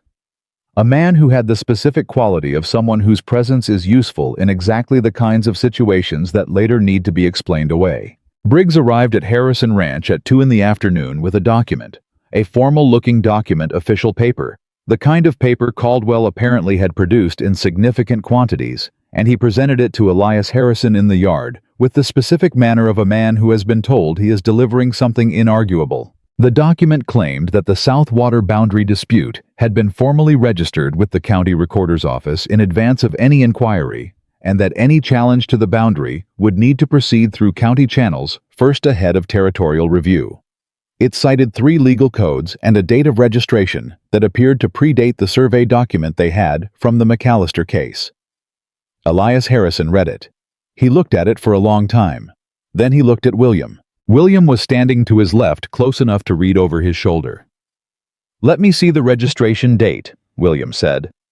Elias turned the document. The registration date was 6 weeks prior. 6 weeks prior, the same week Victoria had sent Domingo to the territorial surveyor's office. William looked at Briggs. "Who witnessed this registration?" Briggs looked mildly affronted by the question. "It's official county record." "Who witnessed the registration?" William said again. "I don't know who was present at the—" "Is Robert Franklin listed anywhere on this document?" "A beat. Just a beat." But Briggs was not a skilled actor, and the beat told William everything he needed. "Take this inside," William said to Elias. "Let Victoria read it." Elias went inside. William looked at Briggs. Briggs looked back at him. He was bigger than William Broader and had the particular stillness of a man who has used his size professionally. "Your employer," William said with the same even tone he used for everything, "has had this document prepared within the last 6 weeks. The county recorder's office in this county keeps a log of all filings with the filer's identity. We will request that log." He paused. "And when it turns out that the filer was Robert Franklin, who is not a disinterested party to this dispute, but is in fact Caldwell's brother-in-law and the manager of the bank holding the Harrison note, that document becomes evidence. Not of a legitimate boundary claim, of an attempt to obstruct a territorial inquiry." Briggs said nothing. "Tell Caldwell," William said, "that this is the last document he should send to this property. The next one will be addressed to him from a judge." Briggs left. The yard was quiet. Victoria came to the door. She had heard the exchange through the window, of course she had. "Robert Franklin filed it," she said. "That's my read. Then Caldwell is using the bank officer to manufacture county-level obstruction." She pressed her hand flat against the doorframe. "He is frightened." "Yes," William said. "Good." Her voice was very quiet. "Frightened men make mistakes." He looked at her standing in the doorway. the particular quality of her stillness, the way she held herself when something was moving toward resolution. There was something in it that was almost grief, he thought. Not grief for what was happening, but grief for what had made it necessary. For the 4 years. For the garden worked by feel. For the conversations people had in front of her as if she were furniture. $100 offer on a counter in Morrison's general store. "Victoria," he said. She turned her face toward him. He had been going to say something practical, something about next steps, about the documentation, about what to send Harker. The words that came out instead were not those words. "You didn't deserve any of this," he said. "None of it. Not the accident. Not the 4 years. Not what your father did. Not what Caldwell did. Not a single piece of it." She was quiet for a moment. Her hand was still on the doorframe. Her chin was up in the way it always was when she was absorbing something she had not entirely prepared for. "No," she said softly. "I didn't. I know that doesn't change anything that happened." "No," she said again. "But it matters that you said it." A beat. "It matters more than you know," she said. And William Cooper stood in the yard of Harrison Ranch in the afternoon quiet, close enough to reach her and making no move to do so, and understood that something between them had passed the point of being stopped. That the wall was not there anymore, or was not there in the way it had been. That whatever came next, the case, the Judge Caldwell's next move, the ranch, all of it, he was going to be here for it. Not because of the money he had refused. Not because of the wrong he had watched happen in a general store. Because of her. Because of the woman who had walked 4 miles and a washout to tell him good news in person. Because of the laugh she had finally stopped catching. Because of the hands in the garden soil that had been tending to something no one thought to look at, the same way she had been tending to everything, patient, careful, and absolutely certain that it would grow. Howe was still standing in the yard when Elias Harrison came to the door behind his daughter and looked at William with the expression of a man who sees something and decides for once to keep his own counsel about it. He went back inside. And Victoria stood at the threshold of her own home with her hand on the frame and said quietly to the man in her yard, "Come in for supper, William." Not an invitation that required answering. They both knew that. And the knowing of it, the ease of it, the fact that two people could reach a point where certain things no longer needed to be said aloud, because they had been established in the space between all the other words, was something William carried into that kitchen and set down at the table alongside everything else he had been carrying for 3 years. Supper that night was simple. Elias cooked. He was a better cook than he let on, Victoria had told William once, because her mother had taught him, and he kept it private. The way men of his generation kept anything domestic, as though being capable of tenderness in a kitchen was a thing that needed protecting. Domingo stayed as he had been staying most evenings lately, not because anyone had asked him to, but because he understood with the particular intelligence of a man who had watched people his entire life that this household was at a moment that required witnesses. They talked through supper about the Briggs visit, about the county filing, about what it meant and what came next. Victoria ate with one hand on the table edge, the other working her fork with the precise economy of someone who has remapped every domestic act and refused to let any of them become a performance of difficulty. William noticed that Elias no longer hovered when she reached for something. That had changed, he realized, sometime in the past 2 weeks. Elias had stopped hovering. After supper, after Domingo had gone, after Elias had gone to bed with the particular exhaustion of a man who has been running on anxiety for 2 years and is only now beginning to let it down. Victoria and William sat at the kitchen table with coffee and the papers spread between them and worked through what the county filing meant for their next step. "Franklin filed it," Victoria said, "which means there's a paper trail from the bank to the county recorder to Caldwell's boundary claim. That's not just improper conduct, that's coordinated fraud across at least 2 institutions." "Can we prove coordination?" William asked. "We can prove that the bank officer filed a county land document on behalf of a third party who has a financial interest in the bank's client defaulting," she said. "Whether a judge calls that coordination depends on how the argument is made." She paused. "Which is why the newspaper matters as much as the legal case. The legal case takes time. The newspaper is faster." Harker said the editor owes him a courtesy. "I know." She set down her cup. But I don't want Harker's courtesy to be the reason the story runs. I want it to run because the story is real and documented, and the editor can verify every claim independently." She paused. "Send him the documents directly, all of them. The McAllister survey, the Harrison survey, the surveyor's office response, the list of 8 families. Let him verify it himself. The story is stronger if it doesn't come through an intermediary. He doesn't know you. He doesn't need to know me. He needs to know the facts." She looked in the direction of the paper. "William, will you take them to Dennison?" He looked at her across the table. She had been up since before dawn. She had managed the Briggs situation from a window. She had eaten supper and done the dishes, and sat down and kept working, and she would keep working for another hour at least, and she would be up before dawn again tomorrow. "Yes," he said. "I'll go day after tomorrow. That gives us time to organize everything." She nodded once. Then she was quiet in the particular way that meant she was thinking about something different from what they'd been discussing. "My father said something to me this morning," she said, "before you arrived." William waited. "He said he's been watching you." She paused. "He said, and this is my father who does not say things easily. He said that watching you with me is the first time in 4 years that he has felt like someone was seeing me correctly." The kitchen was very quiet. "He said he's ashamed it took a stranger," she continued. Those were his exact words. Ashamed it took a stranger to show him what he had stopped being able to see. William looked down at the table. "He's not wrong to be ashamed," he said, "but he's also not beyond it." "I know." She turned her cup in her hands. "I forgave him, I think. Not in words yet. But somewhere in the last 2 weeks I stopped being angry. I'm not sure exactly when." "Maybe when you had something to do," William said. She considered that. "Maybe," she said. "Or maybe when I stopped being alone in it." He looked up at her. She was not looking at him. Could not look at him technically. But she was facing him, which she always was, which he had come to understand was her version of it. "Victoria," he said. "Don't," she said gently. "Not yet.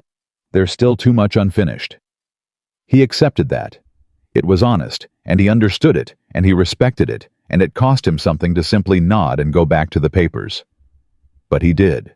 Because some things are worth waiting for if you are patient enough to let them become what they're meant to be.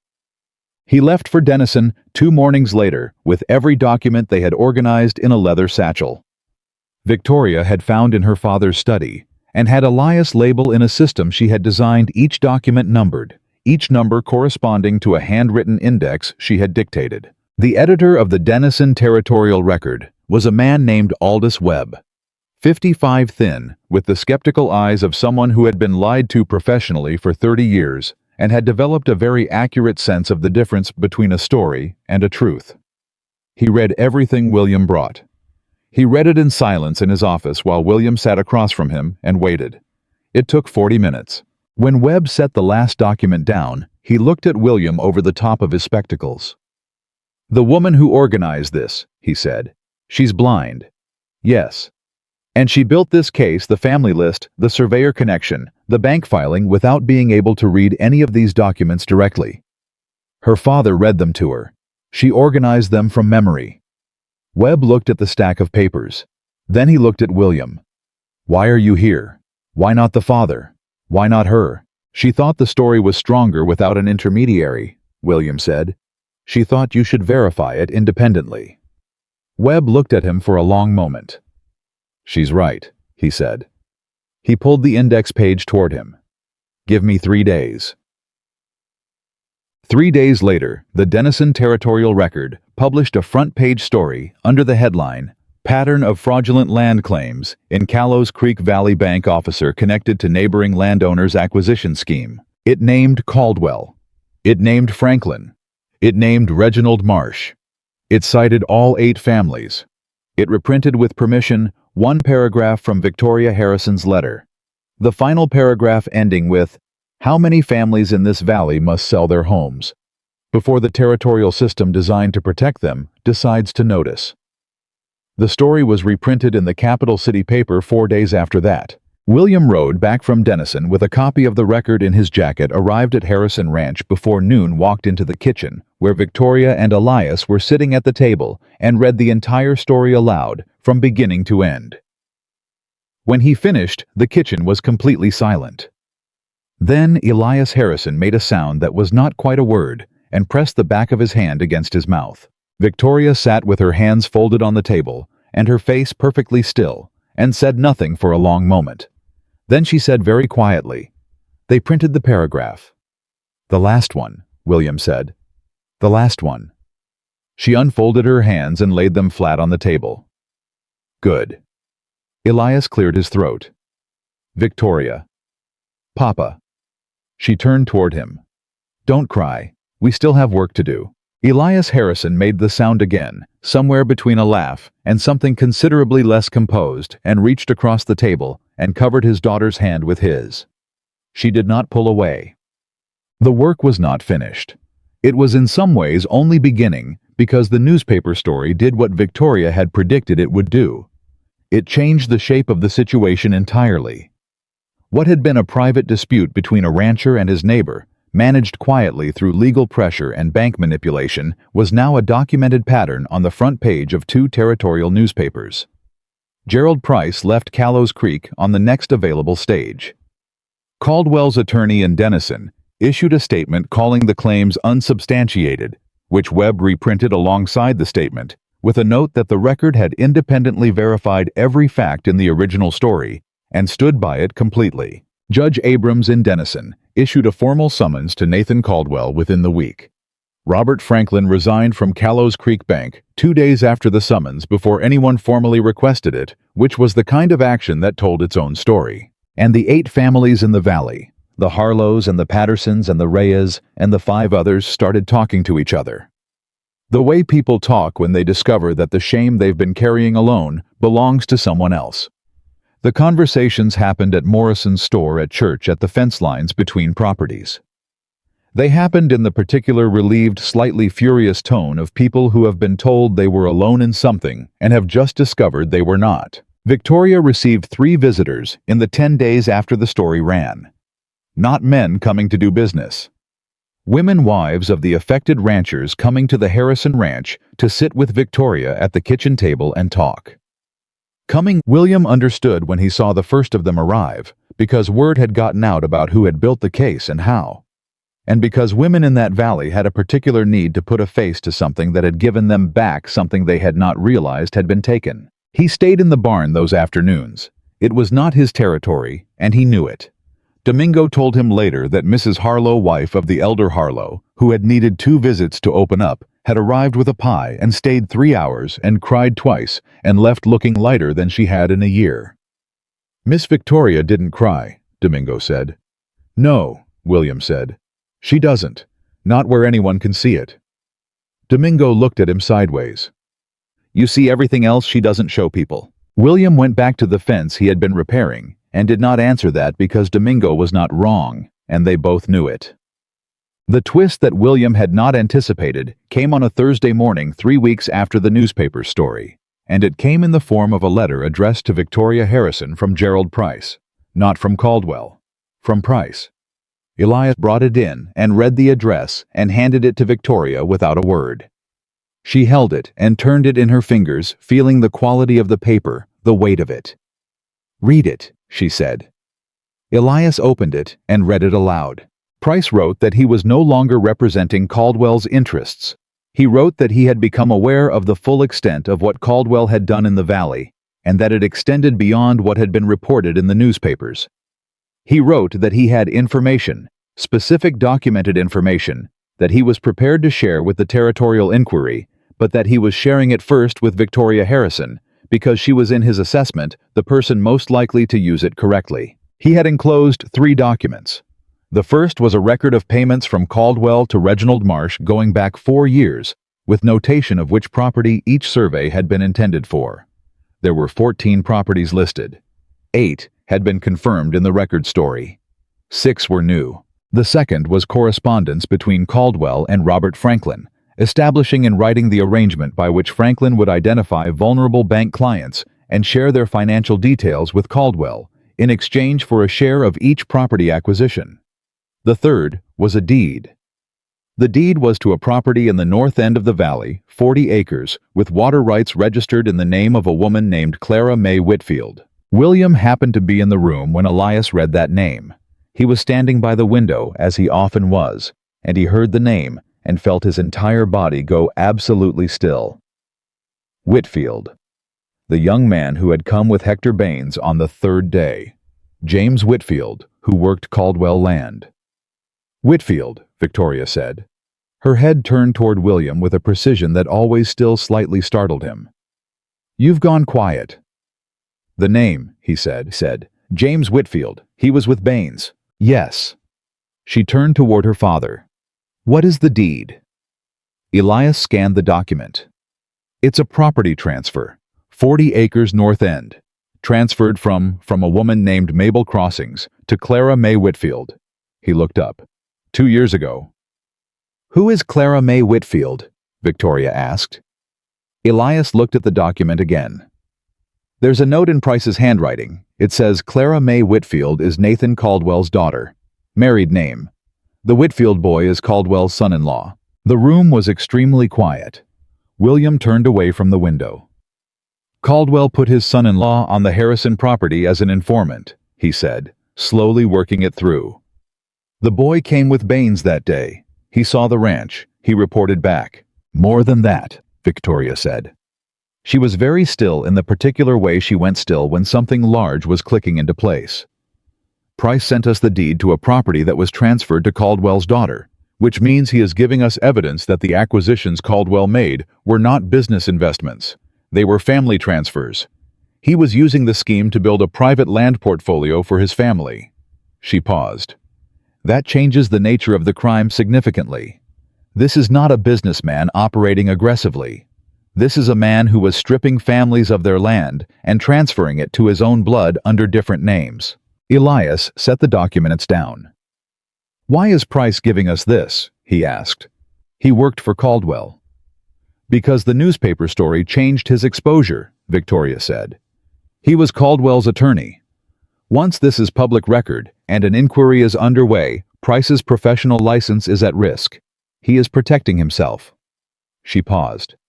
It doesn't matter why he's giving it to us.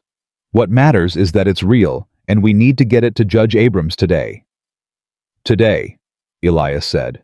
Today, before Caldwell knows Price has done this. William was already reaching for his jacket. I'll ride, he said. Take Domingo, Victoria said. 2 witnesses are better than 1. Victoria. He stopped. She had said it in the particular tone that meant there was something else. What? Be careful, she said. Caldwell is frightened. Frightened men. Make mistakes, he said. You told me. I was going to say frightened men become dangerous, she said. Don't be where he can put you in a corner. He looked at her. She could not see the look, but she received it in the way she received everything, through some sense that was not any of the standard 5, but was entirely real. I'll be careful, he said. I was halfway to Denison when Domingo pointed out the rider behind them. Not close. Half a mile back on the road.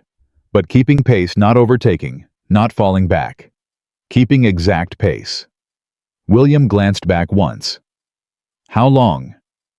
Since the Valley Junction, Domingo said. 20 minutes. William thought for a moment. Then he said, We don't change pace. We go directly to the courthouse. We hand the documents to Abrams's clerk personally, and we do not leave until we have a written receipt. And the rider. If he follows us to the courthouse, then whatever Caldwell sent him to do becomes considerably more complicated. Domingo was quiet for a moment. And if he doesn't follow us to the courthouse, then he turns off somewhere between here and there, William said, and we make note of where. The rider turned off 3 miles later at the junction for the Caldwell East property, which meant Caldwell knew. Knew about Price's letter, knew about the documents, knew they were moving. Had watched his son-in-law watch the Harrison ranch long enough to know the pattern of their movements. William urged his horse to a faster pace. They reached the courthouse in Denison at 2:30 in the afternoon. Judge Abrams's clerk was a young woman named Ruth, who had the particular efficient directness of someone who had been underestimated her entire professional life and had stopped having patience for it. William laid out the situation in 2 minutes. Ruth took the documents, logged them into the formal record with a timestamp, and gave William a handwritten receipt with the courthouse seal before he had finished his second sentence. "The judge will see these this afternoon," Ruth said. She looked at the name on the covering letter. "Victoria Harrison put this together." "Yes," William said. Ruth looked at the documents again with a small particular expression. "Good," she said, and went back to work.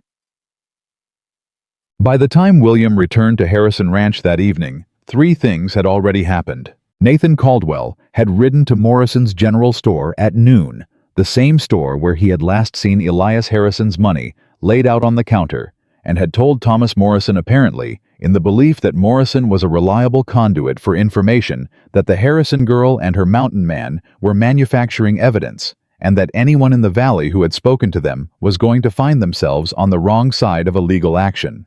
Thomas Morrison had listened to all of this without expression. He had said with the same quiet, even-handedness he had shown on the morning of Elias Harrison's offer, "Nathan, I've known Elias Harrison for 20 years. I've known Victoria Harrison since she was 9 and used to come in here and count the jars on the shelf because she liked the sound of the numbers. I think you should go home." Caldwell had left. Morrison had immediately sent his son to the Harrison Ranch with a full account of the conversation. The second thing that had happened was that James Whitfield, the son-in-law, the informant, had come to the ranch himself, not with hostility. Alone on a tired horse hat in his hands, standing at the gate with the look of a man who has chosen the more difficult of 2 directions and is not yet sure he chose correctly. Victoria had heard his voice when Elias called her and had come to the door. Whitfield had addressed her directly. "I was told to watch this property," he said. "Report back on who came and went and what you were doing. I did it for 8 months." A pause. "I have a wife and a baby coming. My father-in-law offered us the north property if I helped him." Another pause. "I didn't know at first what I was helping with." "And then you did know," Victoria said. "Yes, and then you kept helping." The silence after that was very heavy. "Yes," Whitfield said. Victoria was quiet for a moment. "What do you want Mr. Whitfield to tell you?" He shifted his weight. "And to say that whatever you need from me, whatever you need me to say to a judge, I'll say it." Another pause. "The north property," Victoria said. "The deed in your wife's name. She knows her father took it from another family." "She found out last week," Whitfield said, "when the newspaper story ran." He stopped. "She told me to come." Victoria stood at the door and said nothing for a long moment. Then she turned toward where she knew Elias was standing. "Papa, get him some water. He's been riding." That was the second thing. The third thing was the letter from Judge Abrams, which arrived by special rider at 4 in the afternoon.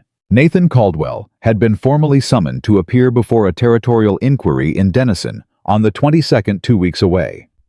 Robert Franklin's bank records had been subpoenaed. Reginald Marsh had been located in a town 40 miles east and was in territorial custody pending an examination of his activities. And the 6 additional properties listed in Price's documents, the ones beyond the 8 already identified, were now under review for potential improper transfer. Elias Harrison read the letter aloud at the kitchen table with William and Victoria on either side of him and Domingo standing in the doorway. When he finished, no one spoke for a moment. Then Victoria said, "The banknote." Elias looked up. "The banknote," she said again. "Franklin is gone. The bank is under inquiry. The terms that were changed, the interest rate that went from 7 to 11%. Those were changed by a bank officer who is now confirmed to have been acting in coordination with a party that had a financial interest in the Harrison default." She paused. "That note is unenforceable as written. At minimum, it goes back to original terms. At maximum—" She stopped. "At maximum?" William asked. She turned her face toward him. "At maximum, a judge could rule that the bank's conduct constituted bad faith that negates the note's enforceability entirely." Elias set the letter down very carefully. "We'd be free," he said. "We'd be free," she said. The words sat in the room. Domingo made a sound from the doorway that was not quite words and did not need to be. William looked at Victoria. She was sitting very straight, hands folded on the table, face composed in that particular way of hers. But her hands, he had learned to read her hands the way he read horses, looking for the thing that the face was not showing. Her hands were pressed together just slightly too hard. He reached across the table. He set his hand over hers. She stilled. Then after a moment, she turned one hand and closed it around his. She didn't say anything. He didn't either. Elias Harrison looked at the letter in front of him and found something very important to read in the middle distance. The following days had a different quality than any that had come before. The urgency had not gone away. There was still the inquiry, still the preparation, still 6 families who needed to coordinate their testimony, still a mountain of documentation to organize. But underneath the urgency, there was something else now. Something that felt like ground underfoot after a long time without it. William stayed at the ranch. Not living there, he still rode back to the mountain cabin every evening, still maintained that particular boundary, but staying until dark most nights and arriving before full light most mornings. He and Victoria had settled into a pattern that required very little navigation because it had built itself organically. The morning garden, the midday work of the case. The supper, that was increasingly something they made together. Victoria handling the parts she had learned by feel, while William handled the parts that required sight, and the two of them moving around each other in the kitchen with the ease of people who have learned each other's geography. Elias watched this and said nothing. He had kept his counsel on the subject ever since the night of Price's letter, and he kept it now, which was its own kind of answer. It was Domingo who said it finally. He said it to William on a Wednesday morning at the water trough, while they were both working with the conversational casualness of a man who has been holding a thing for a while and has decided the time is right. "You going back to the mountain when this is finished?" William was quiet. "You going to be one of those men," Domingo said not unkindly, "who does the right thing and then leaves before the good part?" William looked up. Domingo went back to his work. "Just asking," he said. William had no answer for it at the time. But the question sat with him the rest of that day and into the evening, and he carried it to the kitchen where Victoria was sitting at the table, running through the testimony outline she had built in her head for the Harlow family's appearance at the inquiry. And he sat down across from her and let the question settle somewhere it could be looked at honestly. The mountain was 4 miles away, quiet as it had always been, as he had needed it to be. The cabin was still there. The horses were still there. 3 years of careful distance were still there. And here was a kitchen table with papers on it, and a woman across from him who was reciting names and dates from memory without writing anything down, and who had walked 4 miles and a washout to tell him good news because she wanted him to know first. "Victoria," he said. She kept her place in the outline. "I'm not going back to the mountain."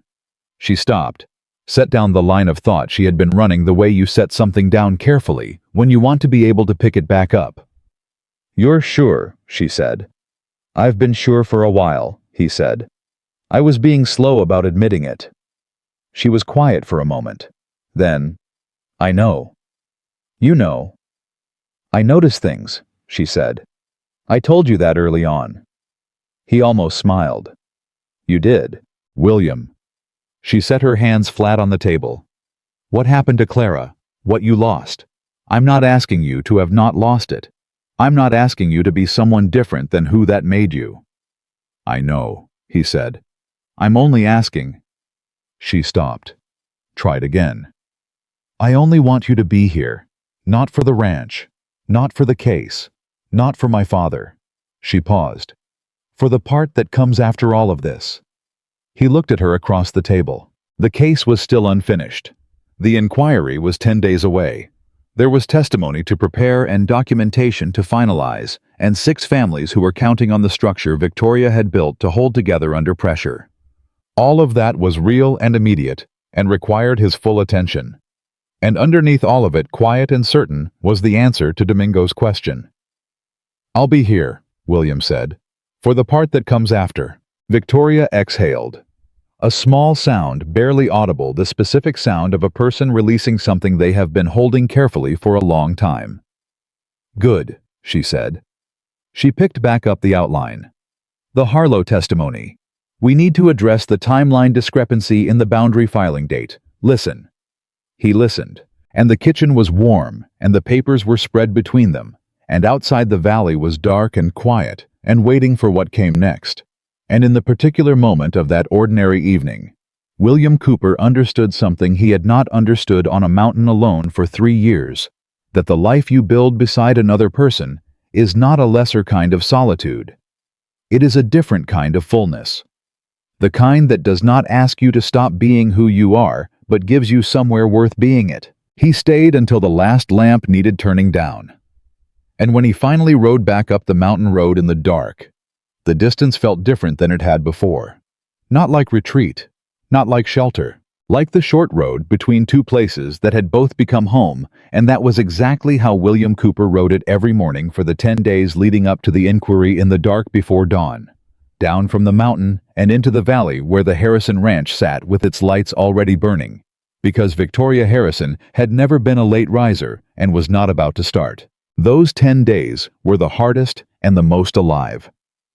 William had felt in 3 years running together in a single stretch. The inquiry preparation required everything. Victoria ran it from the kitchen table, like a general who happened to be working without maps. All of it in her head, the entire architecture of the case. Every name and date and document number, the precise order in which the testimony needed to be presented to build the pattern most clearly for a judge who was encountering it for the first time. She assigned each family their role in the sequence.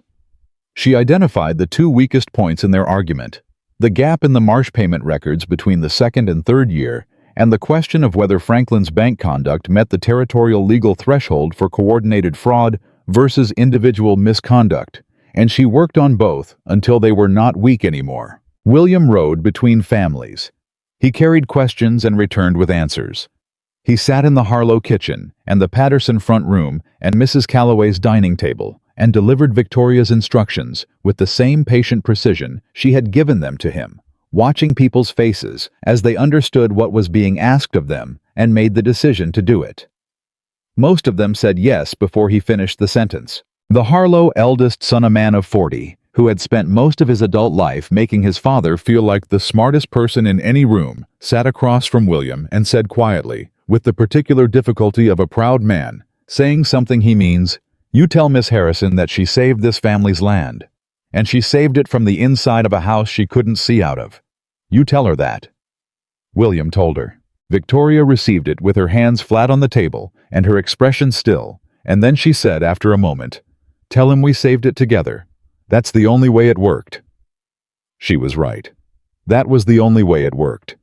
8 families who had each believed they were alone, connected by a blind woman's 4 years of listening and one mountain man's willingness to ride. The morning of the inquiry.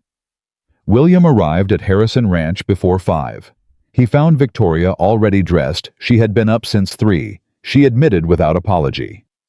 She had gone through every document in her head again in the dark.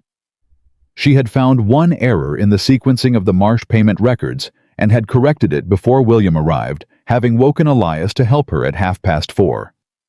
Elias looked like a man who had not slept and did not mind. She was right about the sequencing, he told William, with an expression somewhere between exhaustion and wonder. I would have missed it. They drove to Denison in 2 wagons, the Harrisons in 1. William driving Domingo beside him in the second with the documentation satchel on his lap. The other families were meeting them at the courthouse. Victoria rode in the wagon bed sitting straight, her hands in her lap, her face turned slightly forward. She had not spoken since they left the ranch. Not out of nervousness, William understood that now could read her silences with an accuracy that still sometimes surprised him. She was not nervous. She was focused.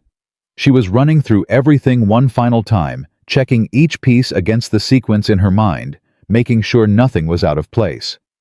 He did not disturb her. Halfway to Denison, she said, "The Pattersons. Did you confirm that the older Patterson brother has the original bank correspondence?" "He has it," William said. "Showed it to me 3 days ago. It's in his inside coat pocket. A pause. Both brothers are coming. Both. Another pause. Good, she said. And then she was quiet again, and William drove, and Domingo sat with the satchel on his lap and watched the road, and the morning moved around them with the specific quality of mornings before important things. The air slightly too clear, the world slightly too still, everything waiting. The Denison Courthouse was not a large building. Judge Abrams's inquiry was not a trial. It was a formal examination, which meant no jury, no theatrical procedure, just a federal judge and a court recorder and a room full of people who had been asked to tell the truth about what had happened to them.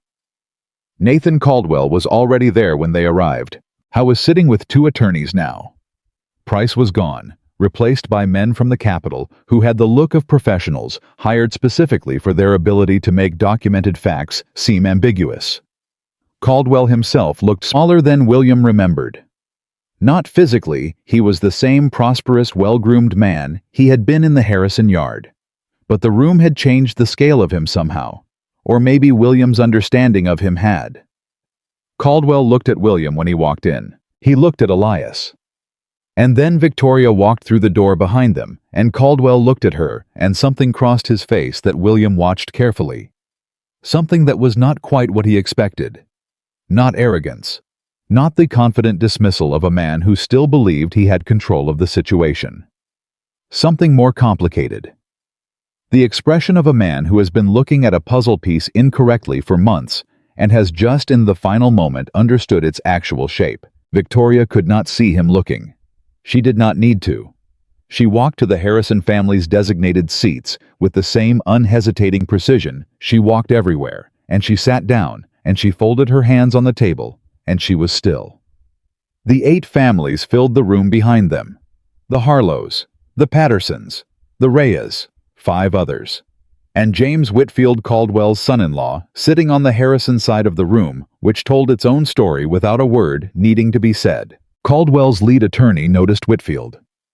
William watched the attorney notice it, watched the small rapid recalculation happen behind his eyes, the reassessment of what they were walking into. Caldwell noticed the attorney noticing and turned. He saw Whitfield. For the first time since William had laid eyes on Nathan Caldwell, something in the man's composure cracked. Not broke, just cracked at one specific point, the way ice cracks before it gives. Judge Abrams was 62. Compact with the manner of a man who has heard a great many things in courtrooms and has developed a very accurate ear for the difference between testimony and performance. He opened the inquiry without ceremony, stated its purpose in 4 sentences, and asked for the documentation to be presented first. Domingo brought the satchel forward. William set each document on the judge's table in the order Victoria had specified, calling out the index number for the recorder as he placed each one. Marsh Payment Records, the McAllister Survey, the Harrison Survey, the Surveyor's Office Response, the Franklin Bank Correspondence, the County Filing Record with Franklin's name, the Price Documents, the Payment Ledger, the Coordinated Bank Correspondence, the 6 additional property deeds in Caldwell's daughter's name. Abrams reviewed each one as it was placed. He did not rush. He did not perform attention. He simply paid it, which was different. When William placed the final document and stepped back, Abrams looked at the organized stack in front of him. "Who organized this documentation?" he asked. "Victoria Harrison," William said. Abrams looked at Victoria. "Miss Harrison, I understand you were not able to review these documents directly." "That's correct." Her voice carried clearly in the room. "My father read them to me. I organized them from memory." A pause. "Every document here," Abrams said, "is numbered in an index you dictated." "Yes." "And the sequencing the decision to present the Marsh payment records before the survey documents to establish the financial relationship before the fraudulent product. If you establish this product first, the payment records feel like circumstantial support," Victoria said. "If you establish the relationship first, the product becomes the confirmation of a pattern. Judges respond to patterns. It's more persuasive in the correct order." A very brief silence. "Yes," Abrams said. "It is." He looked down at the documents. "Proceed." The testimony took 4 hours. The Harlow elder went first at Victoria's design because he was the most reluctant witness, the proudest, and his presence at the front of the testimony told the judge immediately that the people in this room were not complainers or the easily manipulated. They were stubborn, capable people who had been systematically targeted precisely because they were unlikely to seek help. He told his story in the flat, unemotional tone of a man who has decided to tell the truth and intends to get through it with his dignity intact. The interest rate change. Caldwell's friendly visits. The boundary claim. The specific words a man in your financial position that had been used to pressure him. The Patterson brothers went next. Then the others, one family at a time. Each story, a piece of the same structure, each piece fitting against the others with the kind of interlocking coherence that only comes from reality. No one's story was identical to anyone else's. They didn't need to be. They were true. Caldwell's attorneys cross-examined each witness. They were skilled, and they were thorough, and they found the soft edges, the moments of memory, uncertainty, the imprecise dates, the places where a witness said, "I believe" instead of "I know," and they worked those edges with professional persistence. Victoria sat through every question. She did not move. She did not react visibly to anything, not the sharpest cross-examination, not the moments when a witness faltered, not the moments when Caldwell's attorney scored a point. But William sitting beside her could feel the quality of her attention. She was tracking everything. Every question, every answer, every shift in the room's dynamic. Halfway through the Patterson brothers' testimony, she leaned slightly toward William and said barely above a breath, "The attorney is going to argue that each family's experience is individually ambiguous. He's building toward a closing argument that says the pattern is circumstantial, that similar experiences don't prove coordination." "Can he make that argument hold?" William breathed back. "Not after Whitfield," she said. She was right. James Whitfield took the stand after the 8 families. He was 26, earnest, visibly frightened, and completely honest, the specific combination that is harder to dismiss than practiced confidence. He named Caldwell directly. He described his instructions: watch the Harrison property report on who comes and goes, note any changes in activity. He described Caldwell's reaction when the newspaper story ran. He described the North property deed, the arrangement, the moment he understood fully what he had participated in. And then he said, without being asked, without prompting, "I was told Victoria Harrison was helpless, that she couldn't manage, couldn't understand, couldn't fight back. That was why she was the target." He paused. "I want to say in front of this judge that I have never in my life been more wrong about a person." The room was very quiet. Caldwell's lead attorney stood to object to the characterization. Abrams looked at him for a moment, then looked back at Whitfield and said, "Overruled. Continue." Whitfield had nothing more to add. He stepped down. He walked past the Harrison table. He did not look at Caldwell. The twist came from Caldwell's own attorney. It came in the form of a motion, a formal legal motion introduced just before Abrams called for closing arguments to have the entire inquiry dismissed on jurisdictional grounds. The motion argued that the territorial court had no authority over what were in essence private land and banking disputes between individual parties, and that the appropriate venue was county court, not a federal territorial inquiry. It was a good motion, technically sound, the kind of argument that a judge with less backbone or more political connection might have entertained. Abrams read the motion. He read it in silence for what felt like a very long time. Then he set it down and looked at Caldwell's attorney. "Your motion assumes," Abrams said, "that the fraudulent use of a territorial surveyor's office, specifically, the fabrication of official appearing documents using a false territorial certification, constitutes a private dispute." He paused. "It does not. When an individual produces a document falsely bearing the authority of a territorial institution to coerce a financial outcome, that is a federal matter." He looked at the motion again. Motion denied. The room exhaled. Victoria's hands folded on the table did not move, but the line of her shoulders shifted almost imperceptibly. A breath released a held thing. Let go. Under the table, William found her hand with his. She did not pull away. Abrams issued his preliminary findings that afternoon, with formal orders to follow in writing within 30 days. Reginald Marsh's surveys were declared fraudulent in their entirety, all 14, which meant every boundary claim Caldwell had brought against any family in the valley was legally void. All of them. Every single one. Robert Franklin's actions at Callows Creek Bank were referred to the Territorial Banking Authority for investigation, with a preliminary finding that the interest rate changes and the sharing of client financial information constituted conduct warranting full review of every transaction made under his management. The 6 properties transferred to Caldwell's daughter were flagged for review of their acquisition circumstances with a preliminary order halting any further transfer or development pending the outcome of the formal investigation. And Nathan Caldwell was formally prohibited from any land transaction in Callows Creek Valley or the surrounding territory until the investigation concluded. The formal ruling on the Harrison note would come from the Banking Authority review, Abrams said. But his preliminary assessment stated on the record was that a note modified by a bank officer acting in documented coordination with a financially interested third party was unlikely to be enforceable as modified. He said it carefully in legal language, but the meaning was clear. The note was as good as gone. People moved slowly out of the courthouse into the afternoon light. There was the particular quality of movement that follows something large. Not celebration, exactly, not yet, but the physical decompression of people who have been very tightly wound for a very long time and are only now beginning to understand that they can stop. The Harlow eldest found William near the door and shook his hand without a word.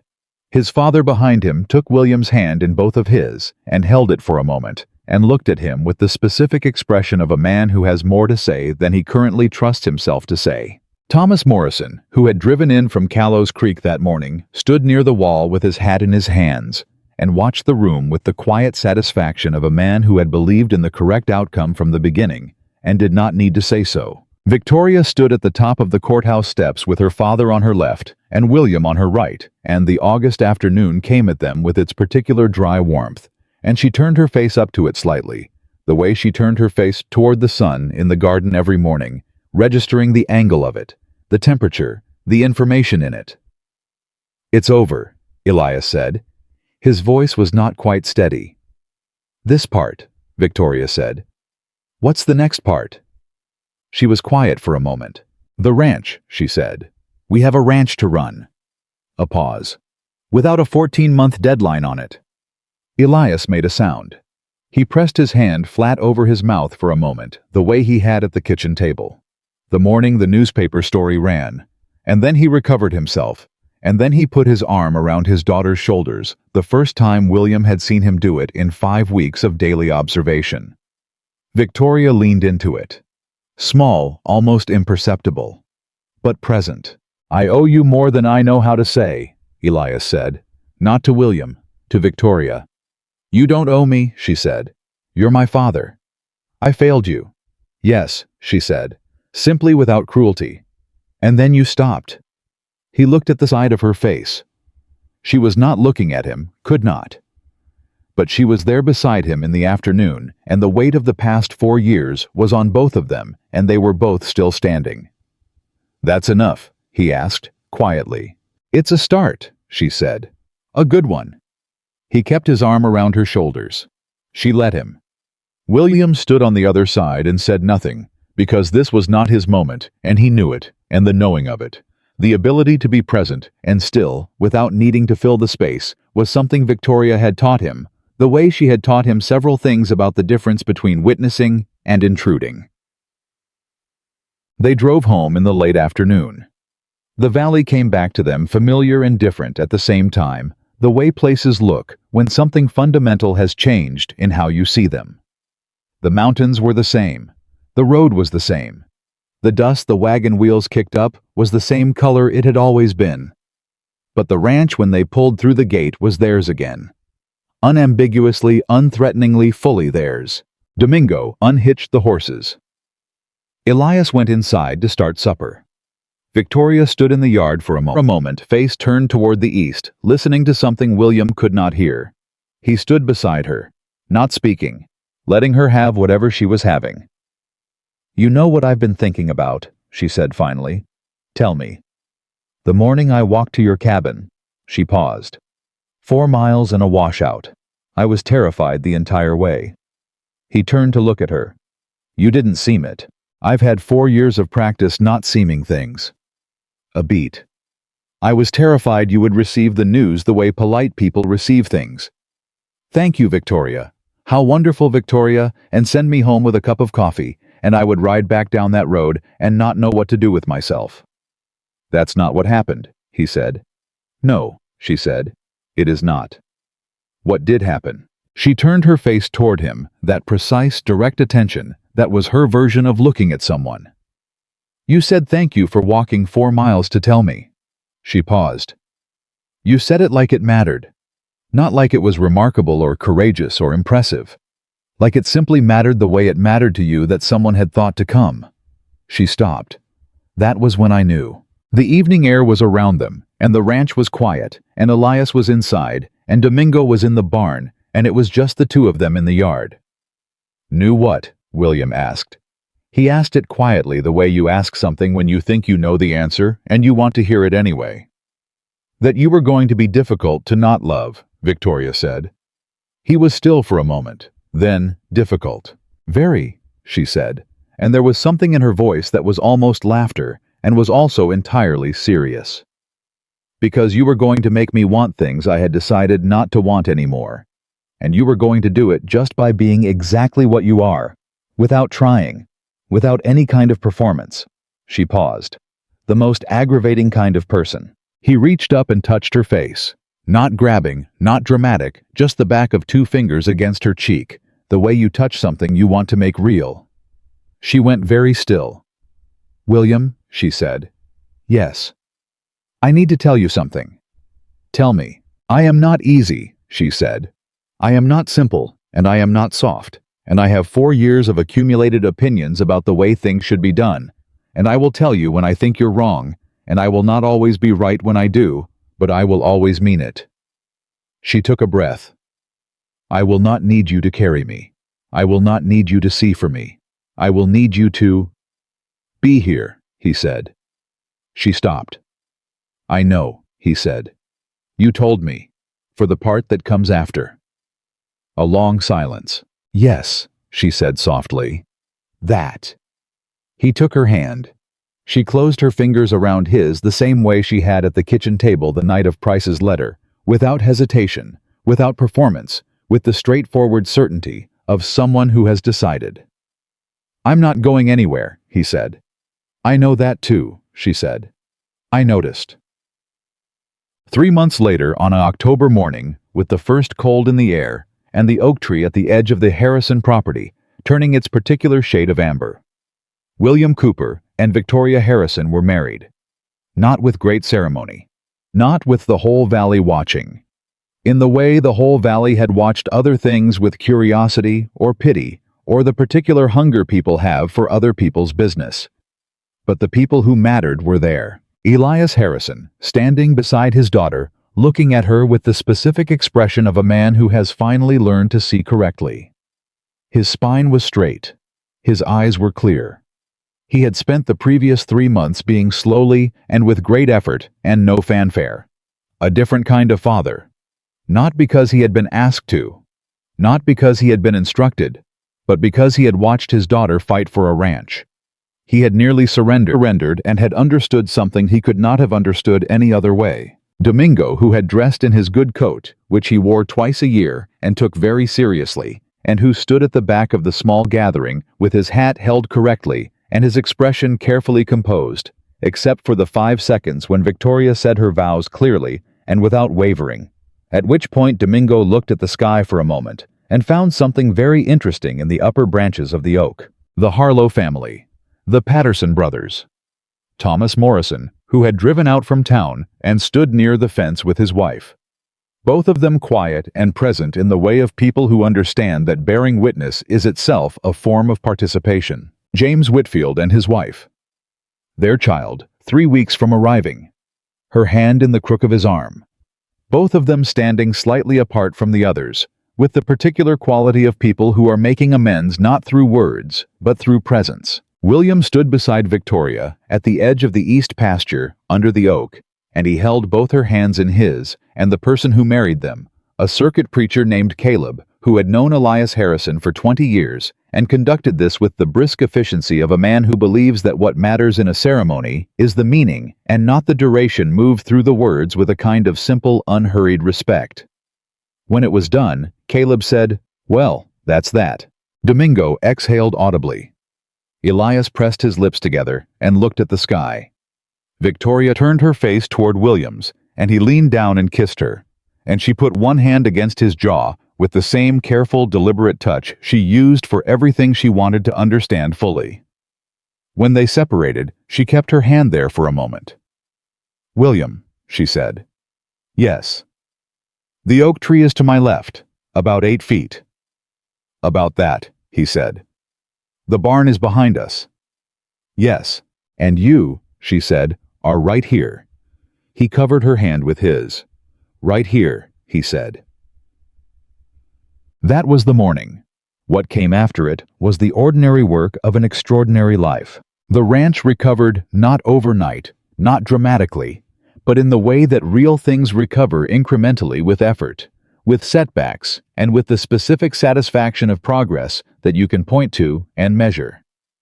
The banknote was formally vacated in December. The banking authorities' investigation having found that Robert Franklin's conduct rendered its modified terms unenforceable. Callows Creek Bank was placed under new management by March.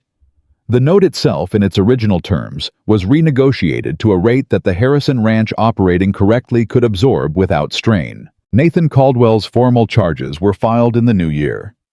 The territorial investigation took. These things always take time, but the documentation was thorough, and the witnesses were solid, and the 6 families whose properties had been transferred to Caldwell's daughter received restitution through a process that was slower and less satisfying than justice felt like in the imagination, but was real, which was what mattered. Caldwell left Callows Creek Valley before the formal verdict. He did not leave quietly. There is no quiet exit from a place where everyone knows what you did. But he left, and the valley closed behind him. The way water closes over something dropped into it, and after a time, the space where his operation had been became just land, which was what it had always been meant to be. Victoria ran the Harrison Ranch books herself by the following spring. Not with help with Elias available when she wanted him, and Domingo when she needed physical eyes on something, but the actual accounting, the management, the decision-making about what the ranch planted and ran and invested and deferred, that was hers. She had been doing it in her head for 2 years. Putting it on paper was simply the official acknowledgement of something already true. William kept the horsework.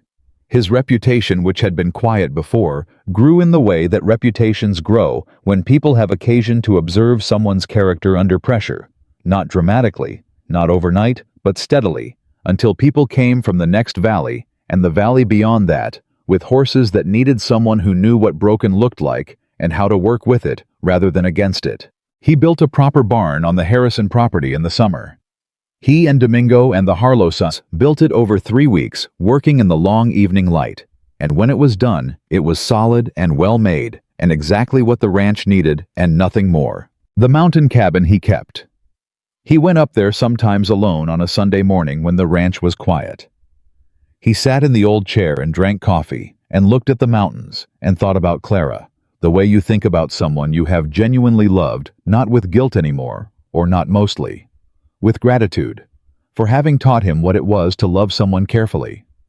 Even the grief of it had given him something, the knowledge of what mattered and what didn't, the patience for the things worth being patient for. He always came back down by noon. Victoria always heard him on the road. She did not say anything when he came in, did not ask how it was or what he thought about, or perform the understanding she had for where he went and why. She simply handed him a cup of coffee, or put a tool in his hands, or said, from wherever she was in the house, something about whatever she was working on, as if he had only stepped outside for a moment, which was its own kind of love, the kind that does not require accounting.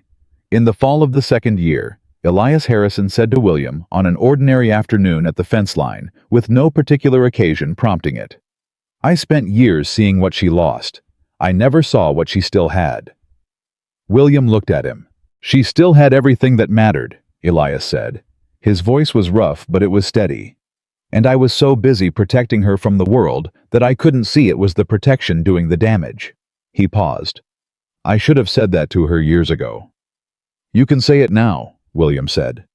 I have, Elias said. She told me it was a start. She said that to me too, William said. Elias was quiet for a moment. Then, with the particular dry humor that Victoria had inherited from him, and neither of them fully acknowledged, she gives the same speech to everyone.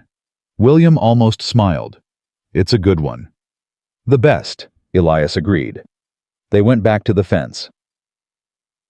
What the town of Callows Creek said about Victoria Harrison changed in the years that followed.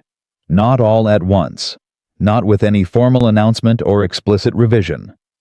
People do not correct themselves the way newspapers issue corrections clearly all at once in print. They do it the way water changes the shape of stone, gradually, incrementally, by persistent contact with something that is simply and immovably itself. Victoria Harrison was the woman who saved 8 ranches. She was the woman who built a legal case without being able to read the documents. She was the woman who walked 4 miles on an unfamiliar road to tell someone good news because she thought it deserved a face. She was in the language that Callows Creek eventually settled on simply one of theirs. Not despite what she had lost. Because of who she had always been, which was what she had been before the accident, and what she remained after it, and what she had continued to be through 4 years of being seen incorrectly by nearly everyone around her. The $100 that Elias Harrison had put on Morrison's general store counter on a Tuesday morning in the summer of 1887 was never spoken of in the valley again as the price of a blind woman who needed to be taken off her father's hands. It was spoken of when it was spoken of at all, as the offer that brought William Cooper off the mountain, which was true enough, and which contained in its compression of the whole story into a single fact, something closer to what had actually happened than most compressions manage. Because what had actually happened was not a rescue. It was not a transaction. It was not even in the final accounting a love story in the ordinary sense of the phrase. It was a recognition. 2 people who had each been living in a particular kind of darkness. One without light, one without warmth, finding in each other not salvation, but company. Not the end of difficulty, but a reason to face it in a direction that made sense. Not someone to carry them, but someone willing to walk beside them on whatever road came next, including the roads with washouts. Under the oak tree, where they had married on an October afternoon, 2 years after the inquiry, Victoria and William sat together on the bench that William had built and placed there in the spring. Because she had mentioned once in passing that she liked the way the eastern light felt on that side of the yard in the afternoon, and he had not forgotten it. She had her hands in her lap. He had his arm around her shoulders. They were not talking about anything in particular: the ranch, the horses, the Harlow family's new baby, the letter from Dennison, about the final Caldwell verdict. The ordinary traffic of a shared life. "William," she said at one point. "Yes." "Are you happy?" He did not answer immediately. Not because he didn't know, but because it was the kind of question that deserved the same care she gave to every question, the careful attention, the honest accounting. "Yes," he said. "More than I thought I was going to be again." She nodded once and turned her face back toward the afternoon sun. "Good," she said. "Me too." It was not a grand declaration. It was not the closing line of something larger than itself. It was simply 2 people on a bench under a tree, in an ordinary afternoon in the valley they had fought for together, and it was enough. More than enough. It was everything. The cowboy who came down from the mountain for $100 that he refused to take had found something no amount of money could have purchased, and no act of rescue could have manufactured the truest version of himself, reflected back by a woman who had never once in all of her blindness failed to see him clearly. And Victoria Harrison, the woman her father had offered to pay someone to take, had never needed saving at all. She had only needed someone willing to stand in her yard long enough to understand that. William Cooper had been that man. And every morning after that, when he came down the mountain road in the early dark and saw the Harrison ranch light already burning, he understood what it meant to come home to a place you chose and a person who chose you back, not because you saved them, but because you stayed. That was the whole of it. And it was more than enough.